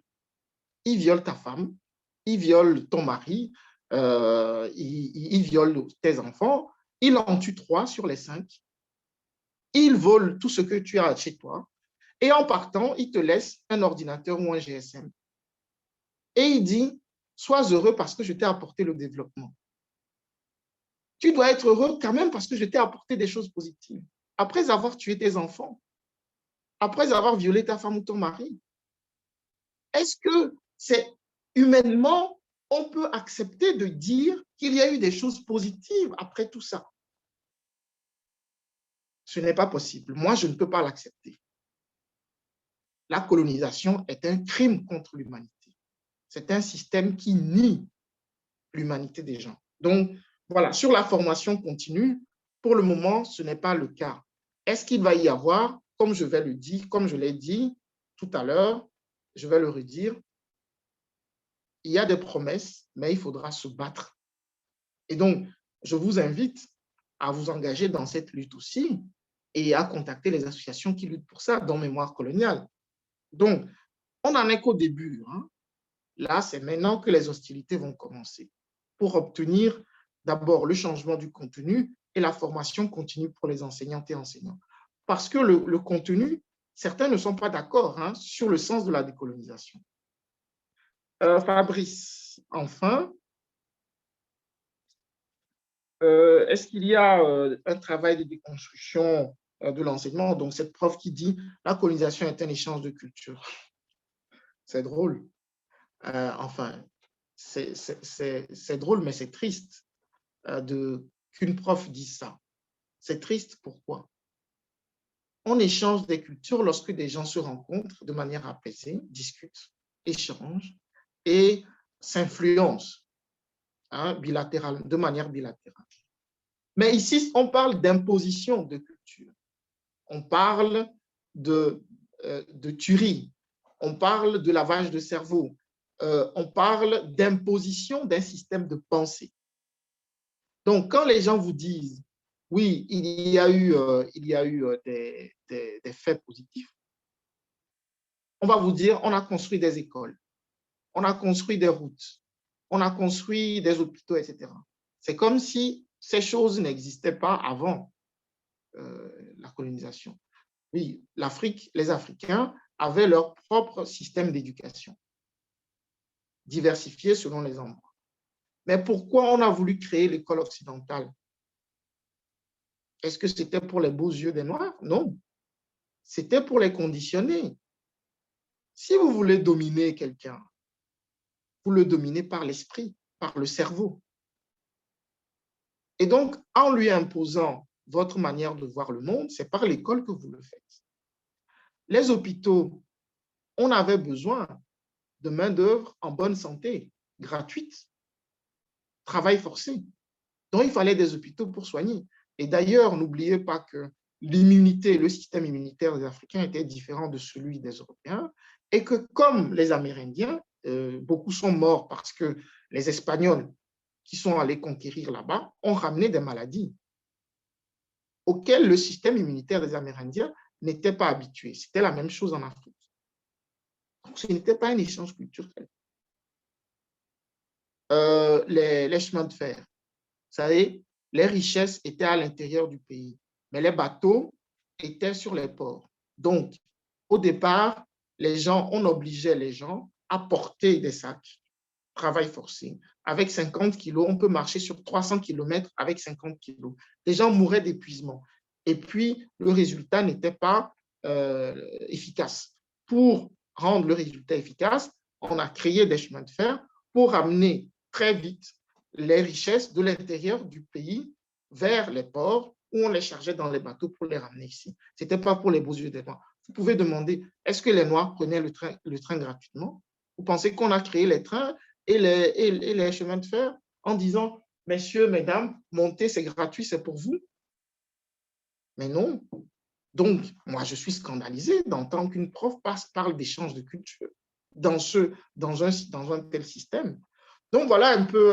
Ah oui, tunnel Annie Cordy. Oula, ça, c'est le big dossier. Oui, parce que, vous savez, bon, je vais peut-être choquer certains, mais moi, j'ai demandé même que le boulevard qui est au-dessus du tunnel devienne aussi Annie Cordy.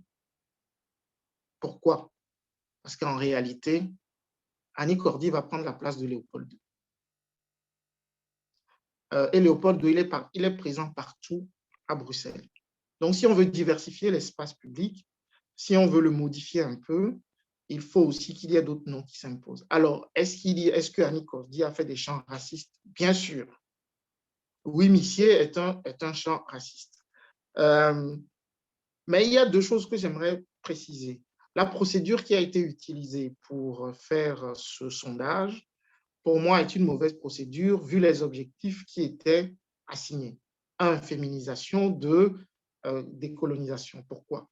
Si dès le départ, vous ouvrez le sondage sans avoir fixé les conditions, évidemment que les gens vont voter pour les gens qu'ils connaissent et qu'ils apprécient. Sophie Kanza, qui la connaît parmi les Belges d'origine. Sophie Kanza, première ministre femme au Congo, qui la connaît, à part, même parmi les Africains, même parmi les Congolais. À part le cercle des initiés intellectuels qui la connaît. Donc, c'est humain que les gens votent pour Annie Cordy parce qu'ils ont grandi avec ces chansons. C'est humain.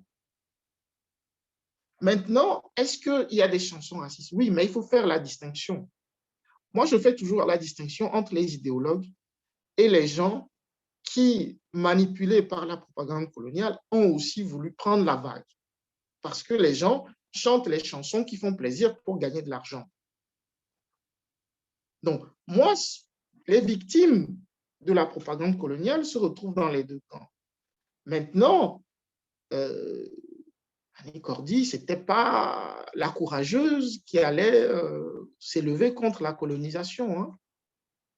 Il y a eu des gens y compris des Blancs, bon, en Afrique, il y en a plein, mais y compris des Blancs qui sont élevés contre Léopold II et contre le gouvernement belge en disant « nous sommes contre la colonisation ». Parmi eux, des artistes. Mais Annie Cordy n'avait pas cette conscience politique pour s'opposer à ça. Donc, je pense qu'il faudrait que nous choisissions nos combats. Parfois, nous nous perdons dans des trucs et nous ne regardons pas à long terme. Nous nous perdons dans des combats qui, pour moi, ne sont pas des combats sur lesquels on devrait passer tout son temps parce qu'il y a des choses qu'on doit établir structurellement. Donc, Annie Cordy, oui, elle a été choisie parce que le gouvernement a établi cette procédure. Vous ne pouvez pas dire aux gens, votez, les gens vont voter et puis après on va dire, ah mais non, mais ce n'est pas vraiment ce qu'on voulait. Mais non, il fallait établir une procédure où on choisit des noms qui répondent aux objectifs. Décolonisation, féminisation. Une fois que vous avez mis Annie Cordy, que vous savez qu'elle n'a rien fait en termes de décolonisation, comment vous allez aller dire aux gens, votre vote ne vaut pas? Et quelle crédibilité pour les politiques? Quelle crédibilité? Les gens vont dire, ah, c'est vous, vous êtes toujours comme ça, on vote pour vous et puis vous faites autre chose après. Donc, il y avait un danger là, que les gens ne percevaient pas. Le danger, c'était clairement que si on ne mettait pas Annie Cordy, le reste, Semira Adamou, Sophie Kanza, Wangari Maathai, toutes les autres, Rosa Parks, il faut savoir qu'il y a une liste de réserves dans lesquelles on va aller puiser les noms pour donner à d'autres infrastructures. Et il faut calculer les risques politiques.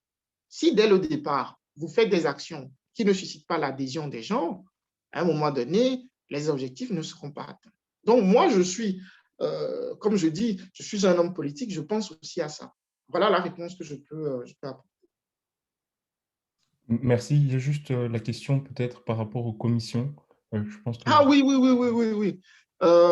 Oui, alors, oula, là, c'est très important parce que moi, je n'étais pas d'accord avec la procédure qui a été mise en place. Bon, d'abord, il faut faire la distinction entre deux choses. Lorsque vous parlez des pays d'origine, on ne peut pas faire venir les politiques, donc les scientifiques de ces pays. Certains ont été sollicités. Alors, est-ce qu'il y avait un équilibre? Non. Maintenant, la procédure qui a été choisie dit que la Belgique est un pays souverain qui traite son histoire en interne et qui choisit le mode opérationnel avec lequel il construit cette commission. Moi, je dis, qu'est-ce qui empêche les pays africains de faire leur propre commission? Qu'est-ce qu'ils attendent? À partir du moment où ils reçoivent cette réponse, qu'est-ce qu'ils attendent? Mais le Rwanda a dit clairement, le Rwanda a dit, écoutez, si vous voulez faire ça, nous, ce n'est pas notre priorité. Vous faites ce que vous voulez. Si vous voulez qu'on vous envoie des scientifiques, on va vous envoyer. Mais si vous ne les acceptez pas, nous, ce n'est pas notre horizon. Nous allons faire, nous, ce qui nous concerne, notre histoire, nous allons la construire nous-mêmes. Donc, vous pouvez faire parce que c'est de votre souveraineté, faites-le. Mais si vous voulez qu'on travaille ensemble, OK. Mais si vous voulez imposer vos conditions, on vous laisse. Nous, nous allons faire le travail chez nous. Donc, c'est comme ça. Moi, je déplore ça. Oui, je pense qu'il aurait dû avoir un dialogue dès le départ avec les pays d'origine, même si ça aurait été compliqué. Malgré tout, il y a des scientifiques qui sont d'origine congolaise, rwandaise, burundaise, qui se trouvent dans la commission. Mais dès le départ, ce travail n'a pas été fait. Je le déplore. Je l'avais déjà déploré auprès des députés qui sont membres de la commission, notamment le président. Mais je pense qu'il y a cette volonté de dire on ne va pas se faire imposer nos points de vue par un pays extérieur. Soyons clairs, durant la colonisation, c'est ce qu'on a fait aux autres. Voilà, donc c'est ce que je peux apporter comme réponse. Juste pour être précis et complet sur cette question, pour le moment, on n'en est qu'au rapport intermédiaire qui va sortir bientôt. Ce rapport cadre comment les questions que les scientifiques vont traiter, les historiens. Donc, le groupe qui a été créé là ne va fixer que les cadres, les grandes questions sur lesquelles les historiens vont travailler. C'est après qu'on va aller sur le fond, ce que moi j'appelle les contentieux, vider les contentieux, le contentieux congolais, burundais, rwandais, vider le contentieux politique, économique, social, culturel. Voilà. Merci beaucoup. Merci beaucoup déjà à tous parce que je pense que ce sujet visiblement a vraiment passionné beaucoup de monde et je pense que beaucoup de personnes ont encore beaucoup de questions à poser et je pense que la proposition de M. Suarez de potentiellement faire un deuxième événement ou donner une autre possibilité de rencontre pour discuter de ce sujet est une très bonne idée. J'aimerais également vous remercier, vous, M. Suarez, pour votre intervention, pour vos éclairages vraiment très pertinents et qui ont suscité l'intérêt vraiment de tous. Moi y compris, vraiment, parce que j'en ai appris moi-même beaucoup. Donc, merci beaucoup à ce niveau-là. Ce que je peux peut-être vous proposer pour potentiellement répondre aux questions qui resteraient dans le chat de certaines personnes, c'est de nous transmettre, on a déjà votre adresse mail et potentiellement, si vous souhaitez, un numéro de téléphone que nous, on va repartager pour que les personnes puissent vous joindre sur l'événement avec la liste de livres. Je ne sais pas si vous souhaitez également partager votre numéro de téléphone. C'est pour ça que je vous pose la question. Oui, vous savez, mon numéro de téléphone, déjà, vous pouvez le retrouver facilement sur Internet. Hein, donc, mais je vais le mettre dans le... Donc, ça ne sert à rien de le cacher, mais je vais le mettre dans le chat tout de suite. Comme ça, ceux qui veulent me contacter. Ouais, d'accord, ce sera... Et nous, de notre côté... Voilà, je mets aussi le mail là. Je mets aussi le mail. Et de toute façon, pour tous les participants, donc, on a bien pris note des ouvrages qui ont été évoqués et conseillés. Et donc, tout cela sera republié sur la page de l'événement. Donc voilà, on touche à la fin de l'événement. On a débordé sur le temps, mais je pense que c'était avec plaisir. C'était vraiment avec plaisir. Et donc, pour cela, on vous remercie également vous, M. Suarez, d'avoir accepté de rester avec nous jusqu'au bout. Ouais, et juste pour conclure la soirée, donc comme on vous l'a dit, cette activité elle prenait part dans le cadre du festival Campus Plein Sud. Et donc demain, on a une dernière activité qui va clôturer le festival, qui sera sur la démocratie et les droits humains, parce qu'on parle là de valeurs universelles ou d'ingérence occidentale. Et on en discutera avec le directeur d'Amnesty Belgique sur ce sujet-là. Merci, je tenais à vous remercier, toutes les étudiantes et tous les étudiants et de vous dire que je crois qu'il faut toujours travailler sur sa conscience et travailler à l'établissement d'un monde meilleur. Et c'est aussi l'un des objectifs de Campus Plein Sud. Et remercier les codes étudiants, le Develop Code et le cercle étudiant. Donc, je suis tellement habitué au CEC que j'ai oublié le nouveau nom. Le nouveau, c'est l'AECB. L'AECB, voilà. Continuez ce travail. C'est maintenant que la conscience, c'est à vos âges que la conscience se forge et que vous devenez des citoyennes et des citoyens conscients. Voilà. Donc, celles et ceux qui ont envie de me contacter, n'hésitez pas. Et je suis à votre disposition. Voilà. Du coup, merci beaucoup à tous pour cette soirée. Merci, monsieur. Et on vous souhaite une bonne fin de soirée à tous. Au revoir. Merci, au revoir. Merci beaucoup, c'est super intéressant. C'est vraiment trop bien, merci.